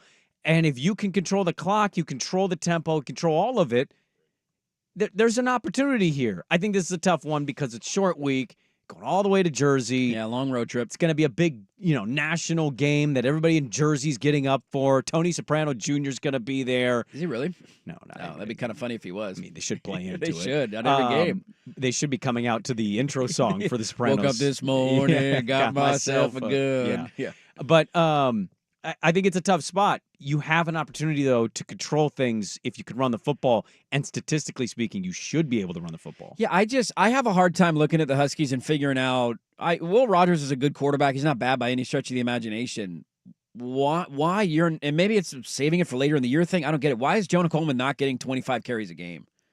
He's one of the best backs in my mind in the country. I think you watch Arizona this year. Washington's 5th in passing offense. Yeah, I mean, they can throw it. I know, I get it. But Jonah Coleman's averaging almost 7 yards a carry. No, I'm not He only has 1 touchdown since he had 3 against Weber State in week 1. Congratulations. He has 1 since then. Yeah. He doesn't have a game this year with more than 16 carries. And those came against your worst opponent in week 1 against Weber State. So is he banged up behind the scenes? Are you trying to save him for later in the year? You could have used him. In the Apple Cup, he had 14 carries for 75 yards. I thought there was way what too are little we carries doing for here, him. dude? Yeah. I'm giving that guy the rock 20 to 25 times a game, bare minimum, unless he's banged up. You give me the Rutgers rushing numbers. If I'm a Husky fan tonight, I am screaming, run the football. They have played, their best opponent this year is Virginia Tech. Their other wins came against Akron and Howard. So I watched the Howard game. It was their opener. That's your 3-game sample size, and you're 16th in the conference in rushing defense. There is no excuse to not run the ball 40 times tonight. Yes. And again, Will Rogers is not bad, but I don't quite understand their identity, man. I think their offense should be good. It is. They're settling for too many field goals in the red zone. That's been their with bugaboo. They've had a lot of penalties. That's been the other issue. But I think teams should form an identity by this time in the season, and I look at them and I don't quite know what their identity is, and it should be handing the ball off to Jonah Coleman on every play. They're 11th right now in red zone conversion rate. That's not in good. the Big Ten. In the Big Ten, yeah, not in the country. But country's not. That's not bad. Big Ten, that's bad. You know who's worse than them? Who's worse than them? My Rutgers. team. Yeah, Rutgers. No, but the point, if you go look at all these stats, like the rushing offensive thing for Rutgers, because Rutgers wants to run the football. Yes. Like that's the entire identity of Rutgers. They average 255 yards a game. Yeah, Monungai is a very similar back to Jonah Coleman. He's being talked about in the draft. He's a short, wrecking ball of a running back. Almost all these other stats, you have an advantage. Yes. But the difficulty, to your Miami, Virginia Tech point, college football's dumb. It's weird. It's funky. and it's a short week, and you had to go all the way to Jersey. Well, and similar to what I've said about my team early in the season, and Husky fan will try and scream this. It's ironic after making fun of Oregon fan for doing it last year, but they will tell you they lost the Apple Cup. The Washington State didn't win it. We lost the game. Penalties, bad drives, bad play calls. Like we were the better team. We should have won that game. It's funny when the shoe's on the other foot, and we argue it when that was laughed at last year. But that's it. Are you going to do dumb stuff? Are you going to do things to beat yourself tonight? If you do, Rutgers can easily beat you. But a lot of these numbers tell you that Washington should win this football game. Yeah. It just depends on what team will show up. Quickly before we go, Swag, can you pull up the Rutgers roster sheet real quick and give me a pronunciation on their starting quarterback? Because I would like to know the answer to that question. Do you want to take a stab at it? I'll take a stab at it. Take a stab at the Rutgers last name of their starting quarterback. He has 6 touchdowns and 1 interception. He's having a decent year for them this year. Kaliakamanis. Okay, I like that. Sounded good. Flowed off the tongue. I said that somewhat confidently. I have heard it. He has 6 touchdowns through 3 games. That's not bad. I'm pulling up the game notes for pronunciation. Oh, a pronunciation guy. That's what I love about the old game notes. The hooked on phonics reading of it. Yeah. Sound it out in syllables for me, please. When I covered Oregon State for a year, BYU came to town. Yeah. I looked at that thing for a straight hour, just saying it slowly. Every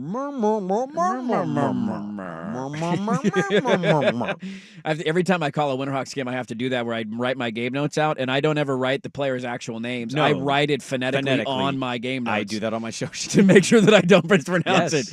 Because if I can say it, it's not the same as then I'll read it, and I'll 100%. read it a different way because that's not the way that it sounds. Yes. I just take a shot, Swag. You see his last name? All right, hang on. Football roster. Give it a shot. I think Sprague was pretty close. I think I'm right. It goes K to M, which makes it complicated. Kaliakamanis. It's weird to have a K and then an M. Then Cal. Oh, so it's I then, and his last name is Kaliakmanis. Kaliakmanis? Kaliakmanis. Kaliakmanis. So learn that one tonight. He's the Rutgers quarterback. The only other possible would be Kaliakmanis, but I don't think so. Kaliakmanis. I can't wait for him to throw 2 picks, do nothing, and we wasted a minute and a half saying his last name. Or you could lose to this guy who we can't even pronounce his last name. So we'll see how that game goes. Excited for it tonight. Washington on the road at Rutgers. 180 is basically begging your conference to do this. Will they do it? That's next on the Fam. Who's stinking it up? Do not go in there. It's time for Who's Stinking It Up, a sports lowlight that's ripped from the headlines. We couldn't do diddly poo. Brought to you by Three Mountains Home Services. Schedule your appointment online at threemountainshomservices.com. Very frustrating. Very frustrating. We're expected to score touchdowns and put points on the board, and in a game that I felt like we were able to do a lot, move the ball well, and execute a lot of stuff well. We didn't execute the red zone stuff and didn't punch it in. Well, Daniel, you played okay. I'd argue your coach is a coward who kicked a field goal at the 3-yard line. Daniel Jones is now 1-7 for his career against the Cowboys. Dak is 12-2 against the Giants. I think in primetime games at home at night too, he's winless. Danny Dimes wasn't their main issue last night, but you got to score a touchdown to win an NFL game, and he's part of the reason they didn't score a touchdown last night. Who's stinking it up? The Giants against the Cowboys. Brought to you by Three Mountains Home Services. Make your home services delightful. Let the pros tackle the projects you need completed. Schedule an appointment online. Three Mountains Home Services. Guys, that's threemountainshomservices.com.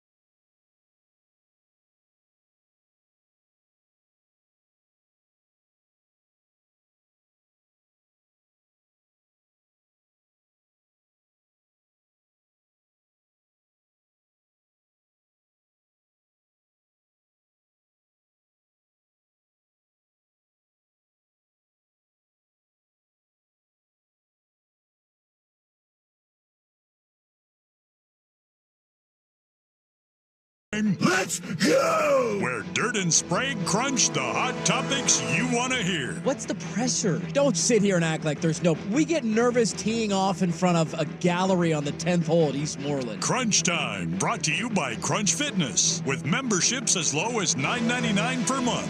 Find your Crunch Time in Portland, Vancouver, and online at crunch.com. All right, Crunch Time brought to you by Crunch Fitness. Memberships as low as $9.99 a month. Find your Crunch Time in Portland, Vancouver, online at crunch.com. I appreciate all the people now telling me the games that have been won without scoring a touchdown. This team blows. Yes, I know it does happen. It was a tongue-in-cheek comment in the report there. Also, a good point by a listener, have a segment, how white can you sound? Ooh, very white. I don't know if we could top the end of that last segment. That was pretty white. And I believe he's a Minnesota transfer. He's a Gopher, eh? Yeah. Okay.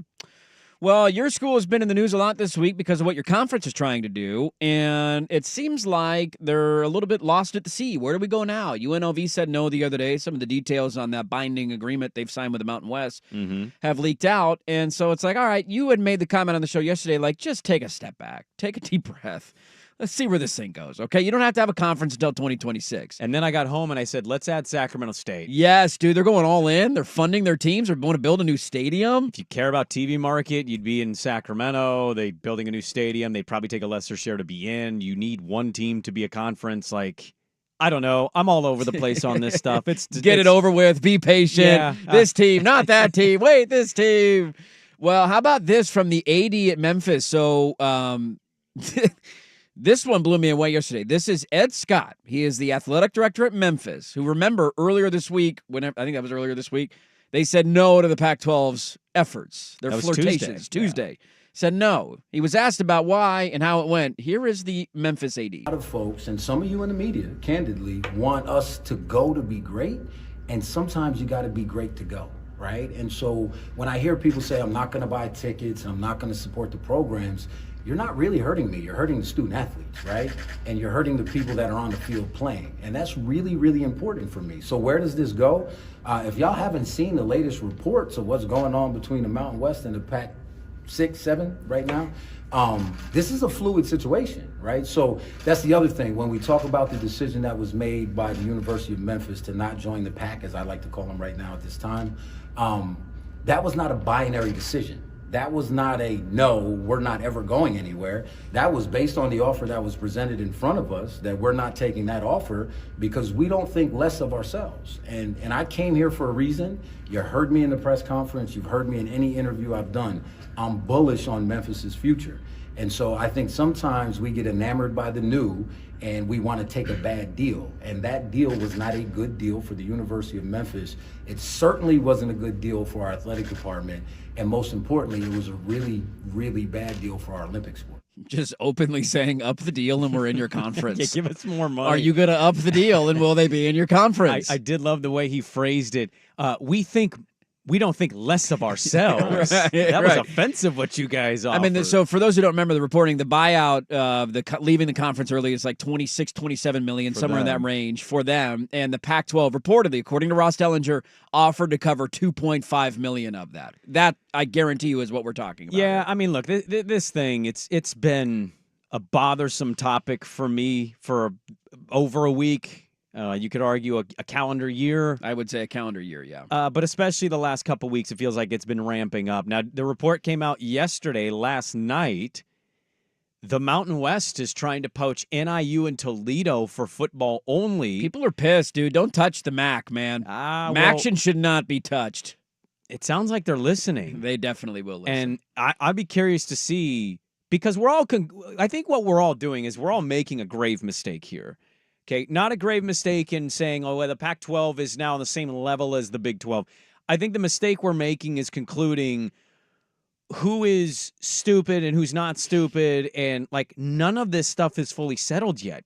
You just heard the AD of Memphis basically say, without saying, you pay more money, you probably get us. They didn't sign the grant of rights. They just announced the loyalty. It was a public loyalty thing, display of loyalty, nothing binding. And the Mountain West may beat the Pac-12 to get to 8 by adding NIU and Toledo. It does nothing for you.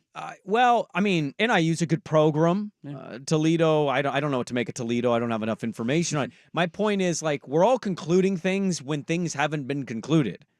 I don't know where this is going. I don't know who they had. I jokingly, but also wouldn't be shocked. Sacramento State seems desperate. All right, you elevate them. They've got a stadium now. All right, I don't know what you do there. So it's just all this stuff it's kind of an annoyance to me and dumb. None of it makes sense, and none of it is fully settled. That's why it's weird to conclude what's happened. Phase 2 didn't look good.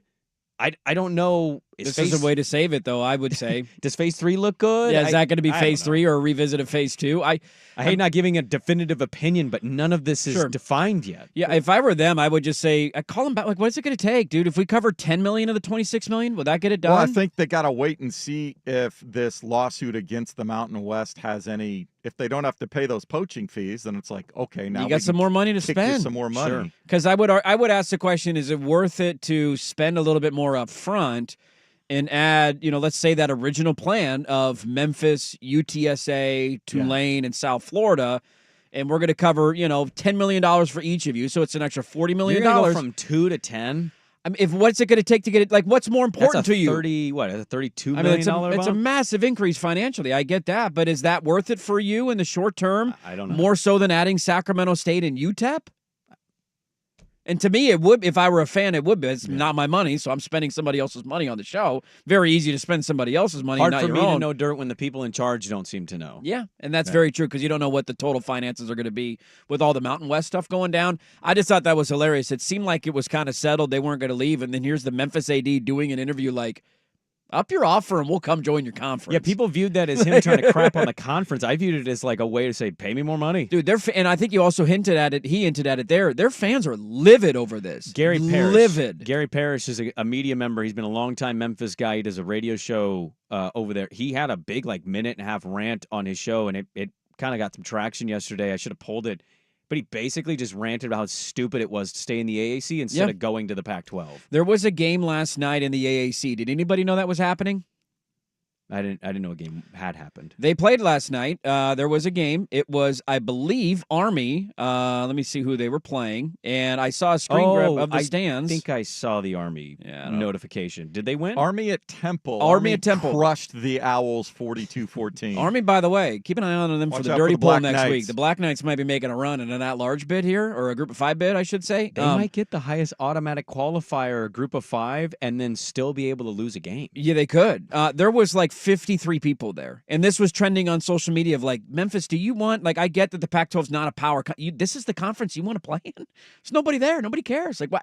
So fans are pissed. Maybe they up the offer. I thought that was interesting from the Memphis AD, openly flirting with the Pac-12, saying, give us more money and we will happily join your conference, and maybe they can save face and have something happen there. We got a lot to get to in the final hour of the show. Sprague in the line coming up at 8:30. Get your fake sponsors in, 503-864-6326. Got a couple of final notes on the weekend of college football. Let's start, though, with the NFL pressure cooker. Loaded final hour to go anywhere. Sprague on 1080 The Fan.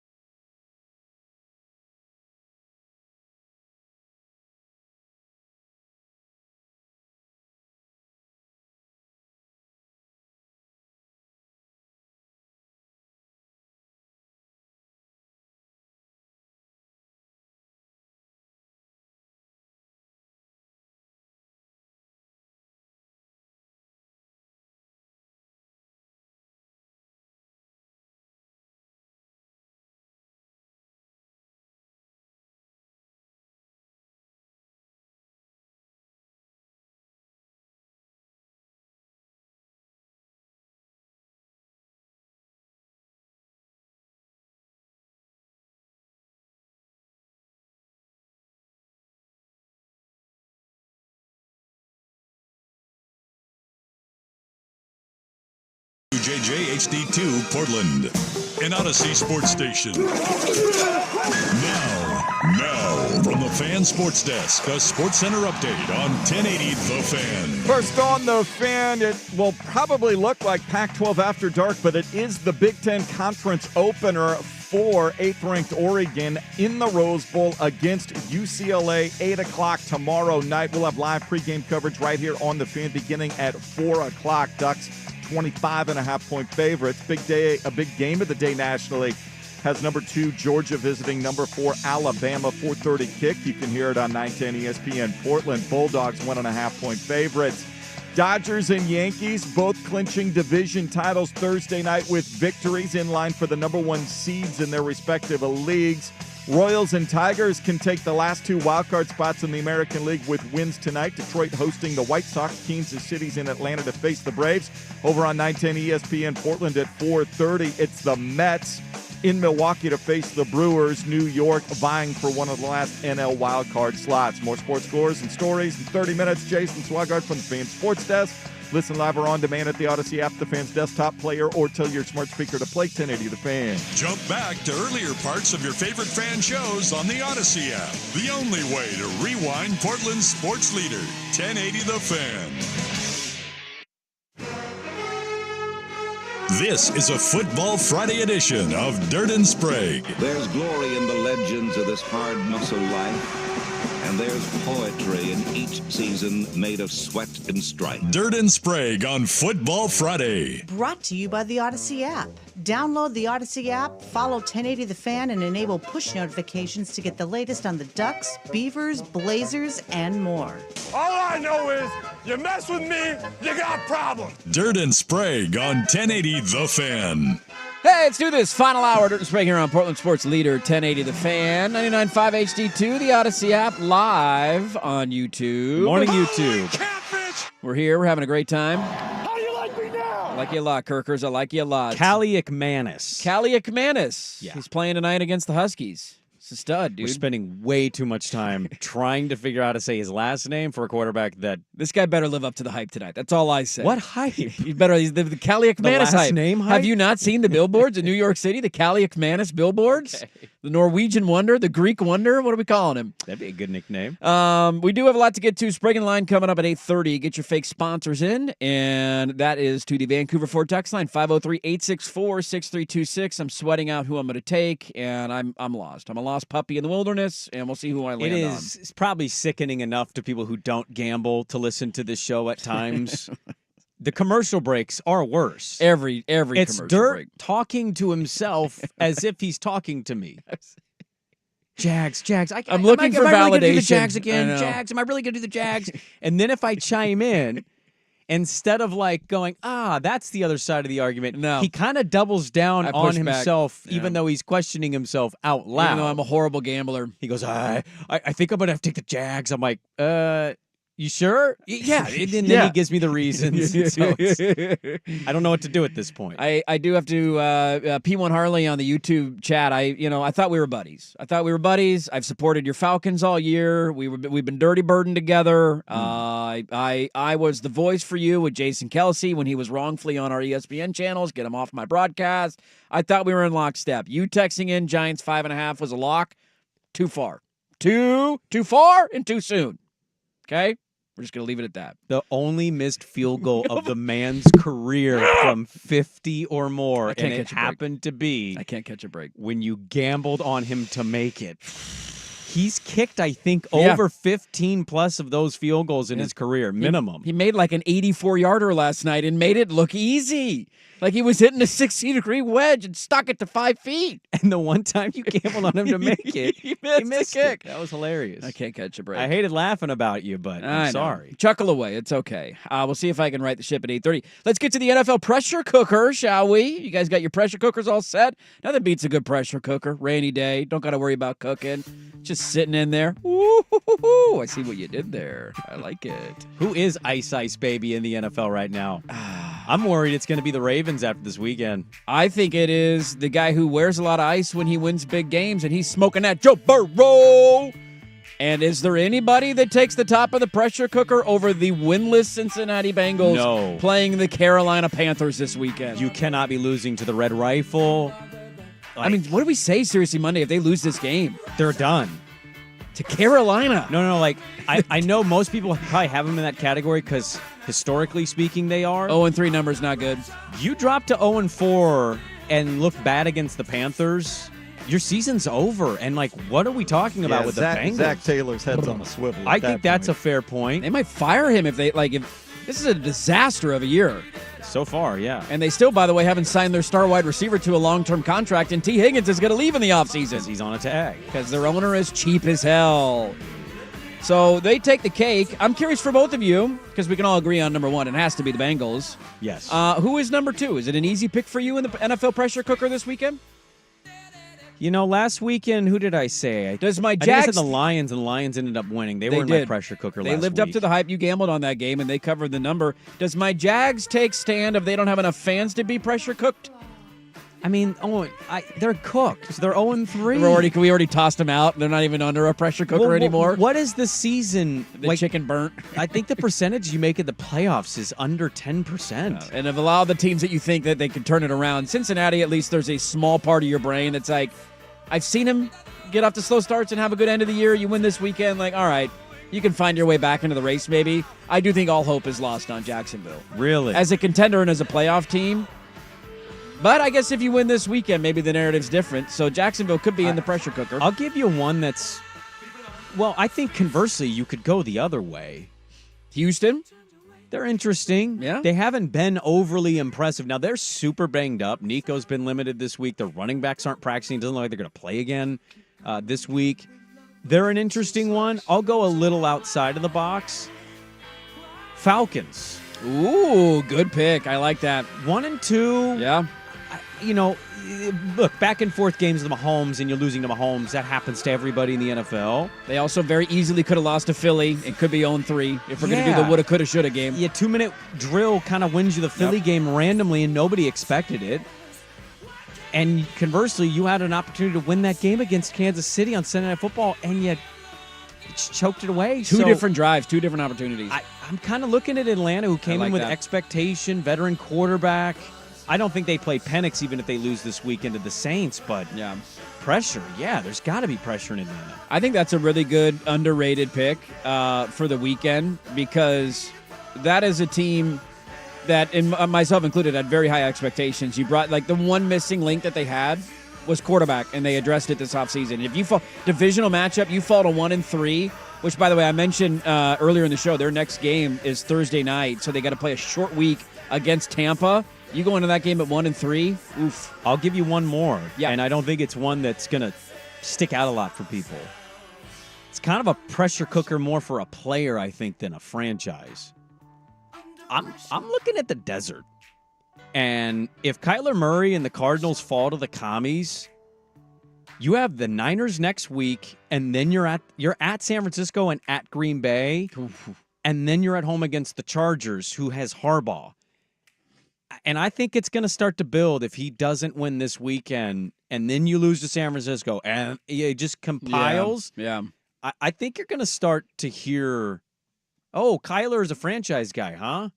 Because I watched that Detroit game closely. It was not It was him good. fading away throwing footballs because they got to him, and he's too small to step into throws. Yeah, not so pretty. I think I'm pressure cooking Kyler Murray this Kyler Murray? weekend. Okay. Anybody else you want to throw in the cooker? I have a coach, Eberflus.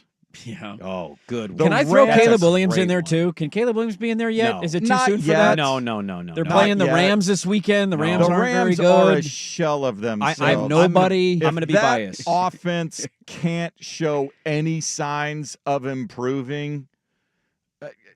I think Eberflus Still is. too is soon? on the I'm going to swivel, be too. biased here The to lid's you. closed. Okay.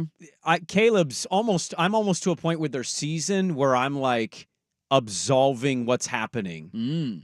Their offensive line doesn't block. What would you want any quarter like Mahomes in the Super Bowl with 2 down linemen look like what? He can only make terrible? one. He doesn't have 5. He can make one read, and if it's not there, then he's got to start running for his And life. then he's scrambling. I think you nailed it with that game. I think it's the coach because The guy they should have never brought back in the first place? Yes. They should have hired an offensive-minded head coach to come in and coach Caleb Williams. Now you're going to have to fire his head coach 1 year into his career, and he's got to play for another head coach going into year 2, and you're making the same mistake all these other bad franchises make? Is that why? I think Swag nailed it. I think it's an Eberflus pressure cooker.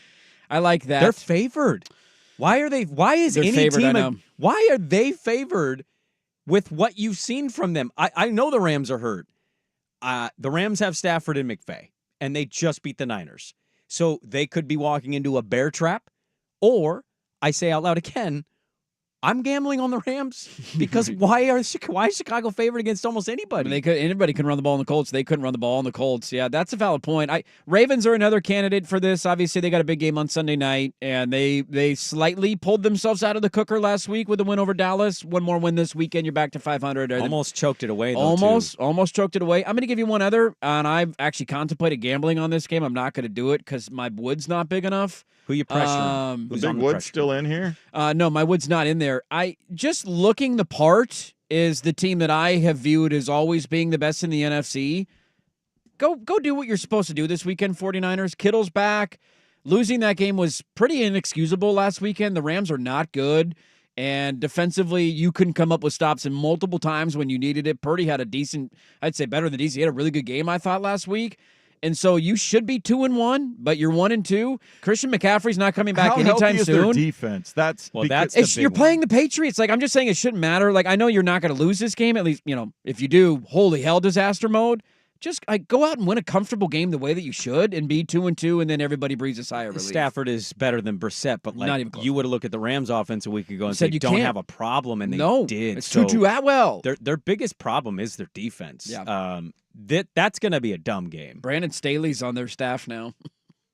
Caution everybody. Yeah. That's going to be a dumb game. It's going to be 7-6 late second quarter, and you're not going to know why. You're telling me to not lay the big wood? Today I'm laying Do whatever you want. I'm just lay saying. my wood? You guys want my wood? Pressure cooker is there. Seattle's got a big Monday night matchup against Detroit. Arizona could beat the Commies potentially. And we mentioned the Rams with an opportunity against Chicago. Massive game for Shanahan and company. Like, McCaffrey's speaking German as we speak. So he is, yeah. Like, he's not going to be back for a while. Debo's probably a week or two away. You are getting Kittle back, but defensively just awful. Awful last weekend. Anybody else? Is that everybody we want to throw in the cooker? We got all our ingredients in. Let it cook over the weekend? Dallas was on it going into last night. Definitely on it last night. And I think I had one more. Okay. You got to get that last little pinch of salt in there. Yeah. Hold on. Give me a second. I want to make sure. pepper. The Dolphins? McDaniel.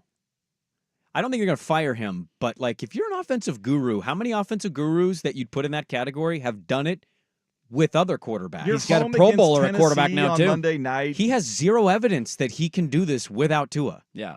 Their record is atrocious without Tua. I know I know he just signed an extension in the offseason, but that's one of those like, at some point the fun gimmick wears out if you're not winning games that matter, and it's not necessarily his fault because his quarterback's down, but you got to be able to have some have quarterback play. A pulse of an offense. Tim Boyle is not your answer there, dude. No, he is not. All right, there's what your about NFL. the Jets against Bo? Bo going in there, carving up the Jets. Dude, I've looked at that line. I've contemplated gambling. Is everything gambling for you? I've contemplated Is gambling. everything gambling for you? Are you okay?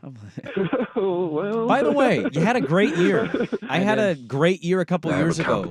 You know what happens? You tend to suck the next year. Not me, man. I'm a genius. I'm going to figure this out. I got know my you algorithms. think that about yourself, and that's why you're dealing with this. I'm immune to slumps, all right? I need a slump buster, and this is my slump buster week. Let's take a look at the weekend in college football, some of the other interesting notes, including one game that's not getting talked about and what it means for one program. We'll dive into that next on 1080 The Fan. It's time for a sports injury report. The injuries and rehab that impact the success of sports teams. Brought to you by Rock Orthopedic. From the Cowboys locker room, there was no firm indication that this is a significant injury right now. Micah Parsons did ice that left foot for a few minutes on the training table. I saw him come out with a slight limp without the ice. A teammate asked him, "Hey, you going to be good?" He said, "Yeah, I'll be good." Jeremy Fowler talking about Micah Parsons, a tradition unlike any other. Players getting hurt on Thursday Night Football, but they think he avoided any long-term problems. You want to know a fun fact about Jeremy Fowler? He followed me on Twitter in 2012, and I never followed him back, and he DM'd me asking about work. Really? And I didn't know who he was, and then he went to ESPN. Jeremy Fowler was looking for Sprague for gigs, He huh? was he was asking if I was interested, and Oh. I didn't respond. Hey, you dropped the ball on that one, man. What the hell were you doing over there? I wanted to work with Swag and Dirt at some point in my Sports life. Injury Report presented by Rock Orthopedic, board-certified specialists who diagnose and treat the widest range of orthopedic cases with care and expertise. To schedule an appointment with Dr. Christopher Nansen, visit rocpdx.com.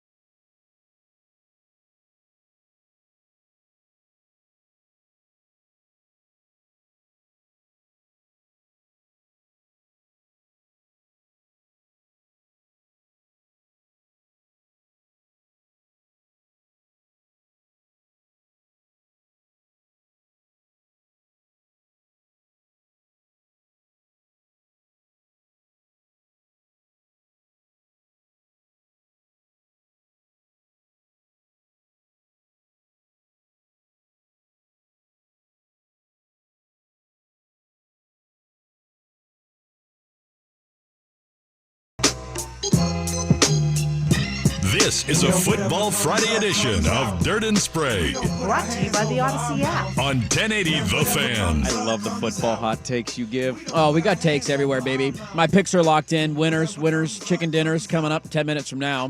It's the fakest confidence you will hear on the radio is Dirt right there. This is the week it all turns around. That's everybody's It's last thought. so far a masterpiece. Thank you. If I do say so myself. And then Vegas is going to be like, I would agree. Push my boot right up your ass. That will happen. Bears fans chiming in. Please throw the bag at Lincoln Riley for next season. Yeah, so an interesting little hot take you gave. I jokingly said, if the Bengals fired Taylor, who would they get? Do you go defense, offense thing? And I threw DeBoer. Just joking. And Dirk goes, oh, without a doubt, he's going to the NFL. That guy's jumping at some point. Mark my words. That guy will be an NFL coach in the next. Oh, what's the over-under? 2.5. Oh, 2.5. Because they might have success. They beat Georgia this weekend. Get us a natty. Under. Screw it. I'll go under. Wow. I think that was part of the reason he left for Alabama. He knew his team was going to take a major step back in Seattle this year. He definitely knew that because he couldn't recruit there, and all those players that he inherited were going to be gone, and so he knew they were going to take a step back. Let me go continue to win, and He's like somebody's going to throw a bag at him in the NFL. If he wins at a high level, he got a bag at Alabama. Well, I'm saying, would you rather be an NFL coach now or a college coach? You got players that are leaving teams 3 weeks into the season. It's not even close. NFL. So I get to go in and coach. Like if I get to coach Joe Burrow, Cincinnati calls me and offers me that job, and you lock up Jamar Chase long term, and I got Burrow and Jamar Chase. What if Chicago offers you that job? I got to go coach Caleb Williams and those weapons. I'm taking that job. Chicago might be cursed. They could be cursed. I'm ready. I'm close to saying they're cursed. Could be cursed. I did want to take a quick look at the college football weekend. Can I give you a random factoid on a game that will likely not be of any interest? I just find the program interesting. Tomorrow at 12:30 on CBS, USC hosts Wisconsin. Not a very interesting game for many people. I have not a lot of interest in that. 15.5-point spread, pretty sizable. USC heavy favorite coming off the loss to Michigan. It's not going well for Fickle. And that's the stat that I wanted to give you. So now going into this game, Wisconsin will be an underdog for the 4th time in their last 10 games. Previous to that stretch, they had been an underdog nearly 4 times in their previous 64 games. So it's just an interesting look at that program who made a hire that was universally applauded. Of like, that's a good hire. He's a Big Ten guy, makes sense. From Ohio State pedigree. Okay, Luke Fickell coming to town. This is going to be a great hire for Wisconsin. Last year did not go well. And this year, their quarterback got hurt, but they're 2-1, got embarrassed by Bama, and I expect them to lose this weekend to USC. I hope the kid's okay. I mean, no disrespect. Their quarterback was Tyler Van Dyke. Tyler Van Dyke was your answer in year 2. I didn't think him playing against Bama was going to change much of that result. I don't know. He's trying to do, though, a complete philosophical football culture change up there. I mean, was that the right move, though? I think that's the question. I think to our show's credit, I don't always toot the horn. Where Cullen was right. We applauded Wisconsin for getting him. Yeah. I looked at it the other way. When they hired his OC, the air raid guy. Why would you go to Wisconsin? You want to run that offense? Great, go do it. Wisconsin? Yeah. And it seemed like at the get-go, he got this quarterback, and then he got some transfer wide receivers from North Carolina who air raided. And then you watched them, and you said, there's no air raid. They're trying to run because they can't throw. Luke Fickell got a lot of flowers and kudos for what he did at Cincinnati and reviving his coaching career after the Ohio State situation. First G5 to make a playoff. I'm almost to a point where I'm ready to say he probably looks in the mirror and goes, why the hell did I do this? I had a good thing going there. Well, it's not just Cincinnati. Yeah. Like, think about what's opened up post. I think we go look at the jobs that have opened. Yeah, how many of those would you rather have? Very bizarre. I thought it was a bizarre pick by him, not them. And so far, that's absolutely how it's playing out. He cannot air raid. No. Breaking news, you get Cheddar and Brat kids in the state, and it gets cold. Yeah. Run the football. But he wants to throw, but now I think he's realizing that's harder to do at Wisconsin. Yeah, just an interesting fit. I saw that stat earlier this week, and that's one of those games. You're probably not going to watch much. USC should blow them out because Wisconsin's not very good this year. I'm not going to go there. Yeah, maybe not. Maybe it's funky. Virginia Tech, Miami point. Very fair. Maybe it's a little clunky. I think USC should win the game. Yeah. Are we high on the turd factory that is going to be Oklahoma State, Kansas State after their performances last weekend in a pivotal Big 12 game early on in the season? Oklahoma State lost to a backup quarterback at Utah, and Kansas State went on the road and outgained BYU. What did Pate tell us this week? By like 200 yards or something, and lost the game by 31 points. Yeah, that game didn't make any sense. Made zero sense whatsoever. Yeah, because I'm going to point out a couple things here. I've seen Kansas State now a few times. The BYU game, which we alerted you to last week, that was the upset alert. And then also their game against, who was it, 2 Arizona? weeks ago? Arizona on a Friday night. Yep. Their quarterback is a great athlete. Also kind of a little not with it in certain situations. Boneheaded mistakes for a young quarterback. Avery Johnson, yep. Yeah, so watch that. The second thing is Oklahoma State. I watched a huge portion of that Utah game. It's like 150 degrees. I just didn't – I can't believe Oklahoma State is this. Yeah. It's not just that you didn't live up to hype. They just don't look very good. No. Utah kind of dominated them. They had a push late. Oklahoma State's bread and butter all offseason was who? It was Ollie Gordon. All we heard, the offensive line, the returning everybody. Do you know where they rank right now in the Big 12 in rushing offense? I'd imagine it's not good if you're giving me the stat. 14th. Yeah. They don't even average 100 yards on the ground. It's not like they've played a murderer's row schedule either. They've got an old-ass quarterback that's not making much of a difference, and the one thing they were known for going into the year is atrocious. So, I am interested, I guess, in does this eliminate one team in the Big 12 title race? Could be a second loss for one of them, yeah. Taking Kansas State. Yeah, I would think too. Kansas State is Kleiman over Gundy. Yeah, the rushing totals, it's 240 on the ground per game for Kansas State because of Avery Johnson. And it's in Manhattan, too. And Manhattan's a rowdy place. Any chance at an upset, Illinois-Penn State? Are we there on Bielema? It's a 4:30 NBC game. They're undefeated. They're a 20-point underdog in that game. Too big of a spread? No. What did you make of Friday? I watched half of that game at a restaurant bar. I mean, they were Illinois. They, physical, ran the ball, but probably should have lost. So their weapons looked good when I looked up in the first half. I haven't seen a lot of Penn State this season, so I don't know if they're a legitimate top 10 team. I had a funny thing or to throw if in it's one of those things where we just expect them to be a top 10 yeah, team. coming into the Penn preseason State. hype. I mean, they had the nice win over West Virginia in week 1, and that's what a lot of people are hanging their hat on. Looking all that impressive. No, and they haven't played anybody since then. Our buddy Carter Baines, who used to work for Beaver Blitz, he now works for 24/7. He put together his Big Ten power ranking quarterbacks list. Ooh, where did Illinois rank? Well, Altmaier. Altmaier He's is a good little quarterback. 5th. Okay. Number 1. He had Drew Aller over Dylan Gabriel, over Will Howard, over Raiola. And you know where Miller Moss was? I mean, that's not that controversial when you really think about it. Like, Gabriel's numbers are good. You take Aller over I'm not Gabriel? saying I would take him over him, but, if I watching them the first couple of weeks, Gabriel's numbers were good, but let's not act like they were functioning at a high level. He had a really good game against Oregon State, but those numbers were misleading the first 2 weeks of the season. He has. Maybe you guys agree with him more than me. I feel like Miller Moss has actually been really good. He just He had the pick 6 was rough this past weekend. I get it. Also, offensive line has not been stellar. No. But he had Miller Moss 8th. But I saw the Aller number 1 thing, and I was like, what? Is he finally living up to the hype? We'll find out. That's He's a 4:30 got Maryland's game. quarterback ranked higher than Raiola and Miller Moss. Do you know who Maryland's quarterback is? I could not name either quarterback off the top of my head. It is no longer Tua's brother. That's all that I know. No, it's Billy Edwards Jr. I mean, come on, catch the fever. How do you not know that? Last but not least for the... Sounds like a telepreacher. It does. He's got the Rutgers Give Jesus the money to Billy Edwards Jr., save me! Get you to heaven.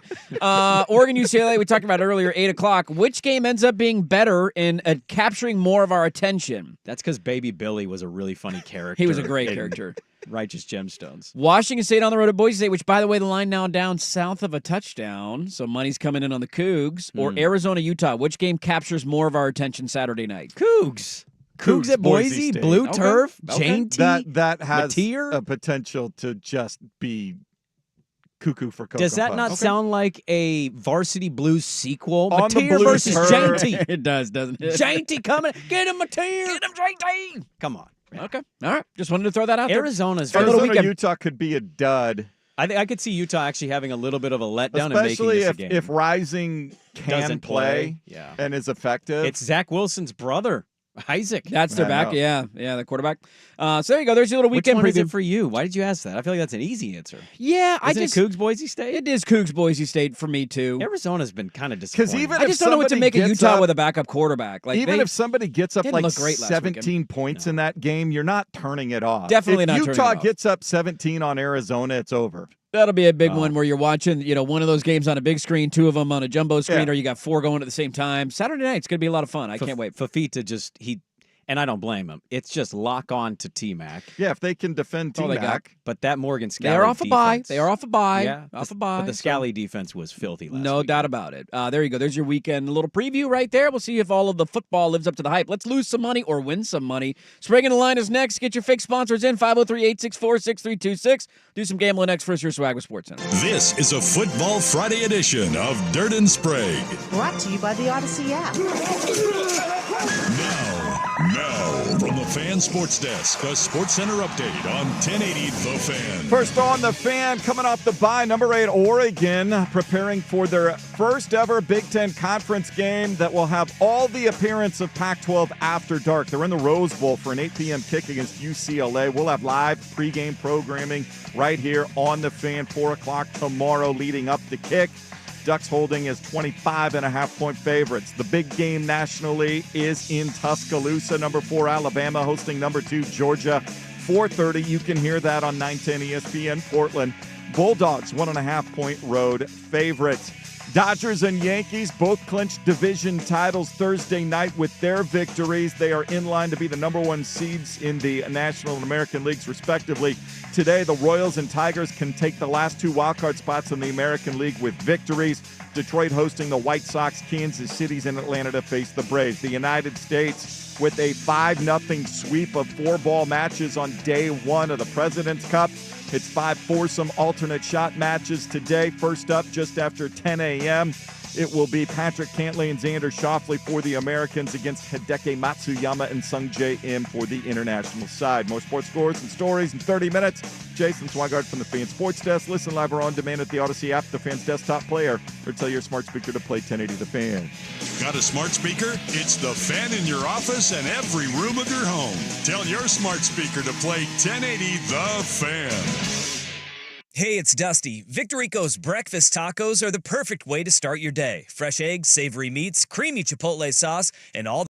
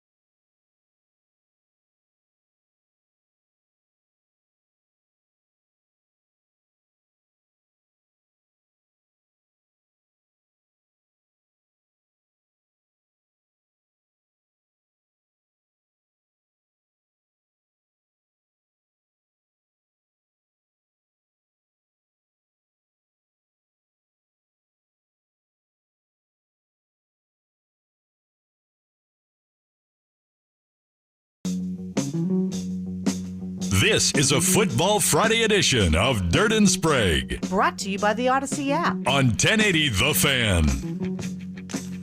Sprague the line. Sprague the line. Sprague the line. Sprague the line. See what we got here today, boys.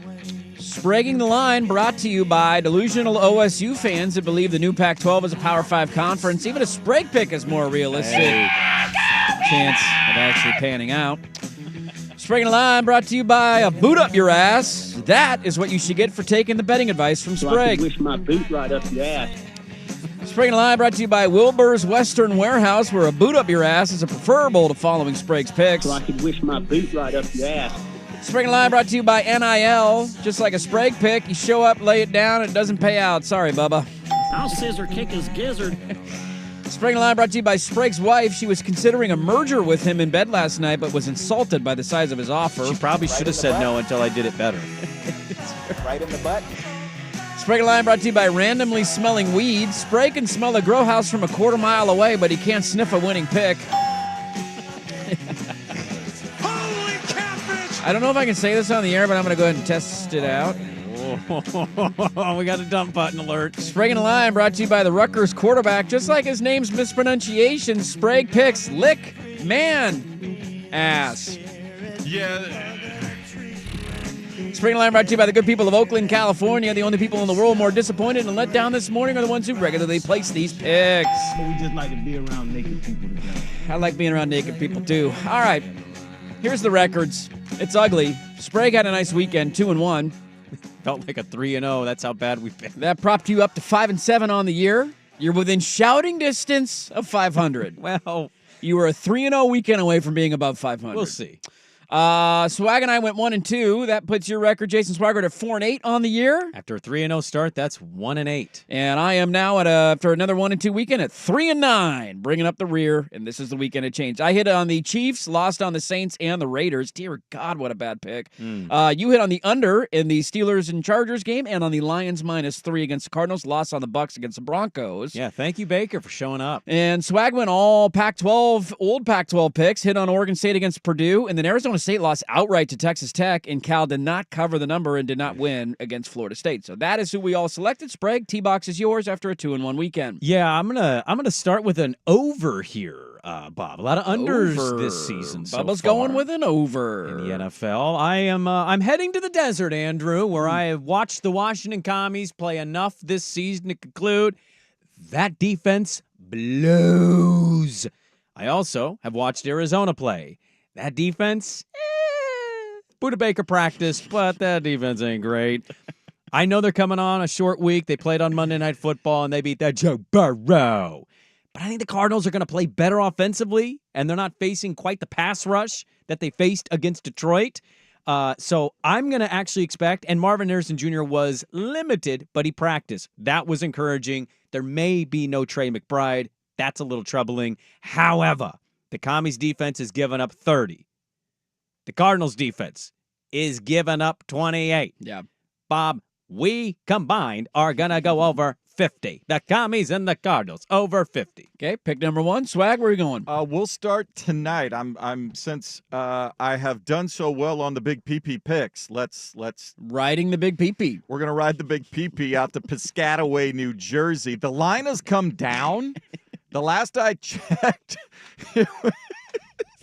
That's a long big PP ride, man. That's a couple hours. Could be sore. It's now, so I don't know if we're gonna go with what we did yesterday. We all right over there? What are we talking about? I don't know. The line I got, and you can check if you got something else. I have Rutgers -1.5. Rutgers -1.5. Okay. I will go with the Scarlet. The Scarlet Knights yes. tonight. Okay. Well, you are very confident in 1 point. Just questioning spread. 1 point. Yeah. Spread. I think. Well, I maybe? think it was 2.5 yesterday when we did the big PP picks. I believe it was. Okay, there you go. There's your first pick. All right. I didn't expect that. Did not see that coming at all. Okay, first pick for me. I have gone, there's been back-to-back obvious things the last 2 weeks, and I haven't bet either of them. My co-host has, and he's won both those bets, and it's just made me livid. 2 weeks ago, it was the Bucks +7.5 in Detroit, and I'm like, what are we doing here? They won outright. You won on that pick. Last week, all week, I'm like, how do the Chargers and Steelers hit the over? Neither of them can score. Now, it came down to about 2 yards away, but the under did hit. I have had that same pick all week, and I'm not passing it up this week. I know the favorites on it. The masses are asses. I don't care, dude. You don't care. Steelers -1.5 against the Colts. Make it make sense to me. Anthony Richardson sucks. He's got twice as many picks as touchdowns. The Steelers have the best defense in the NFL. Make it make sense. Steelers -1.5. I will make it make sense. 86% of the bets. Or the money is on the Steelers. 74% of the bets are on the Steelers. That's right. You're damn right. How's the public doing? We're doing great. The public's doing great this year. It's a great year for the public. All right. I will go to my second pick. I am going to go to the ATL Shouty. Everything about the math right now suggests Saints. Who dat say they going to beat them Saints? Plus 2.5 on the road against Kirkers and the Falcons, who are 1-2? Why? Yeah, I'm sorry. I'm going to fade the logic. I'm taking Falcons minus 2.5. You Need to win by a field goal. Dirty Birds and Saints actually gets kind of testy, gets interesting. Yeah. I like this spot for the Falcons because everybody's in on the Saints right now. That's why this is sub a field goal. I'm going to take it while it's good. Walk-off field goal, or better, I'm going to take the Falcons and those weapons to actually keep the Saints cooling down a little bit. I think the Saints got a little exposed against the Eagles. I like the Falcons. Jesse Bates in the secondary, picking off a Derek Carr pass. I'm taking Falcons minus 2.5. Okay, Swag, pick number 2. I will stick in college. I am sticking with my preseason prognostication.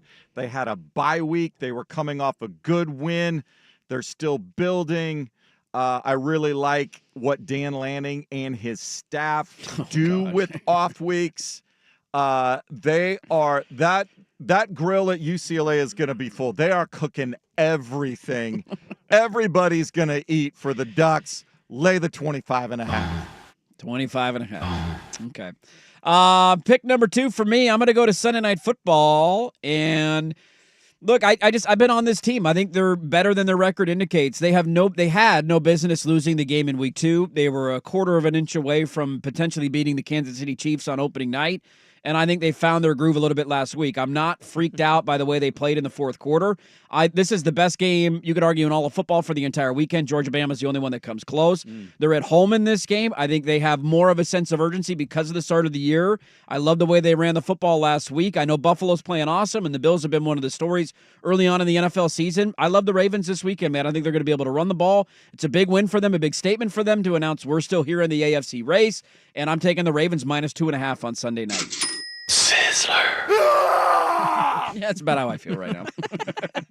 Perfect encapsulation. Final pick, sadly. I hate doing this, but I got to do it because I like the line. We're going to have to wait till Monday to conclude my Sprague line pick. I am getting a hook. Have you seen the injury report for the Detroit Lions? They have no Ragnow this week. We'll see what happens with Skipper, their tackle, but he wasn't practicing yesterday.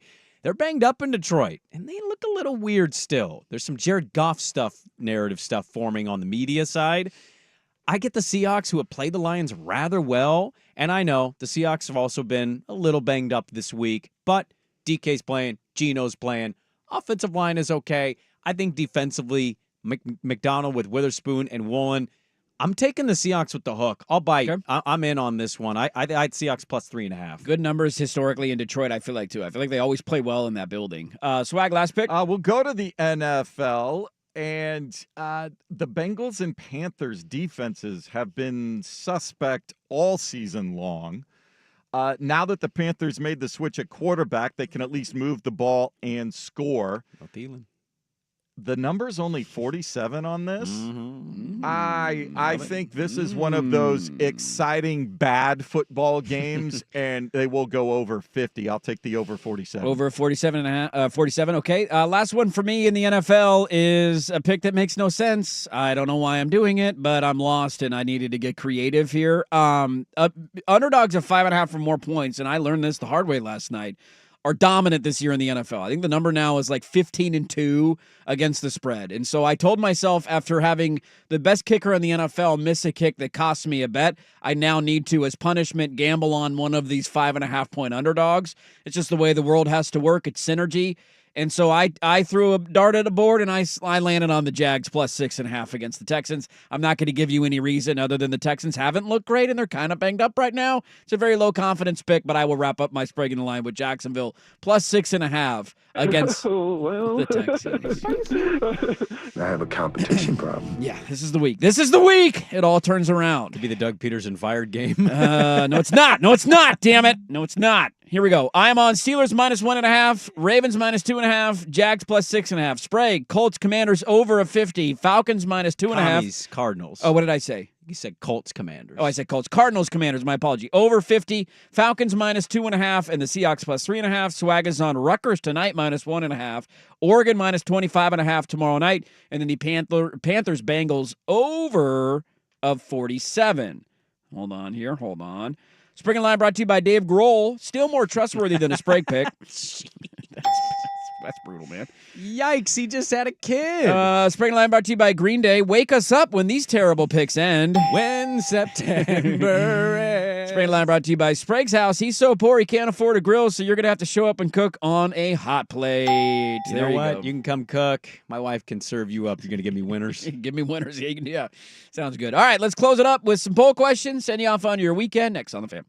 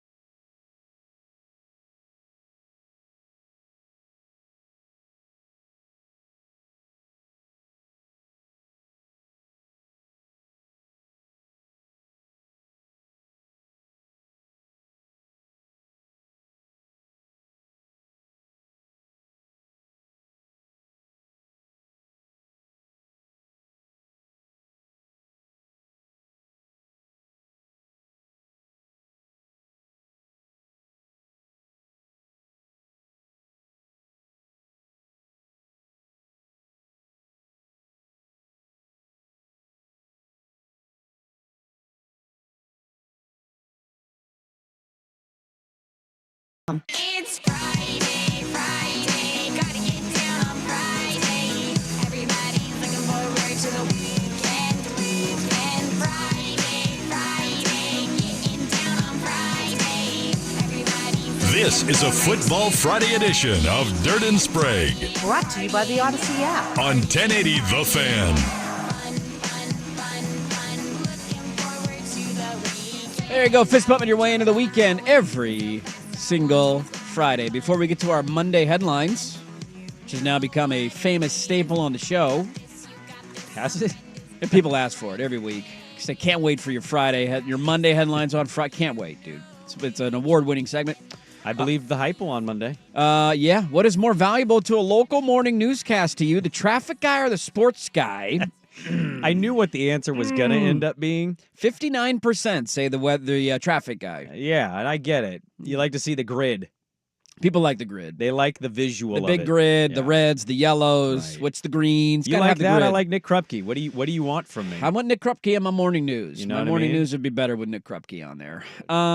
What else do we got here? Should our local weathermen have... Daddy Dirt. Hey, Nick Krupke. Should our local weathermen have their weather prediction stats posted like athletes? Yes. 77% of you say yes, they should. I want a trading card Yeah, with we need this. Zafino and Hill and Zaleski, and I want to turn it over, and it says 2022. Rod Hill is batting about a 33% being right prediction rate. I Right. want prediction rate percentage breakdown. How did they go for their years? And it's going to be like baseball trading cards. Put them in the spokes of bikes. Talk about, hey, you got the rookie Zafino? Huh? Yeah, you got that guy. That's a good rookie card right there. I got the 78 Zaleski. If I paid you to do it, could you do the Weather Channel live hurricane reporting? Yeah. Would you want to try that? If you Would gave you me the science to say? Yeah, like you could know the terminology, give you the terminology and Yes. stuff. Would you want to go stand out there with a mic and a Or would I hurricane? want to? Yeah. Yeah, No. no. Could I? Yes. I'm not putting on the hip waders and You all. don't want to go wander around. I was watching a lot of that last night. Did you Guys, see the guy I that don't need to it's be like Jim getting blown Cantor. over. he popped up on the Weather Channel just carrying a Trump flag? just running around with Just flag. ran- Yeah. Woo-hoo-hoo! APN kickoff, should they be illegal? 65% of you say yes. The other 35% of you are wrong. Monday headline, go. It's a stampede from Buffalo to New Orleans. Ooh. Damn it. That was my Super Bowl. I'm going to go Tide rolled. Oh, I like what you did there. You see that? You have Bitter X. Yeah. And you couldn't beat him, so I think that's what. I'm Had gonna, to run from Dan. He was scared. Yeah.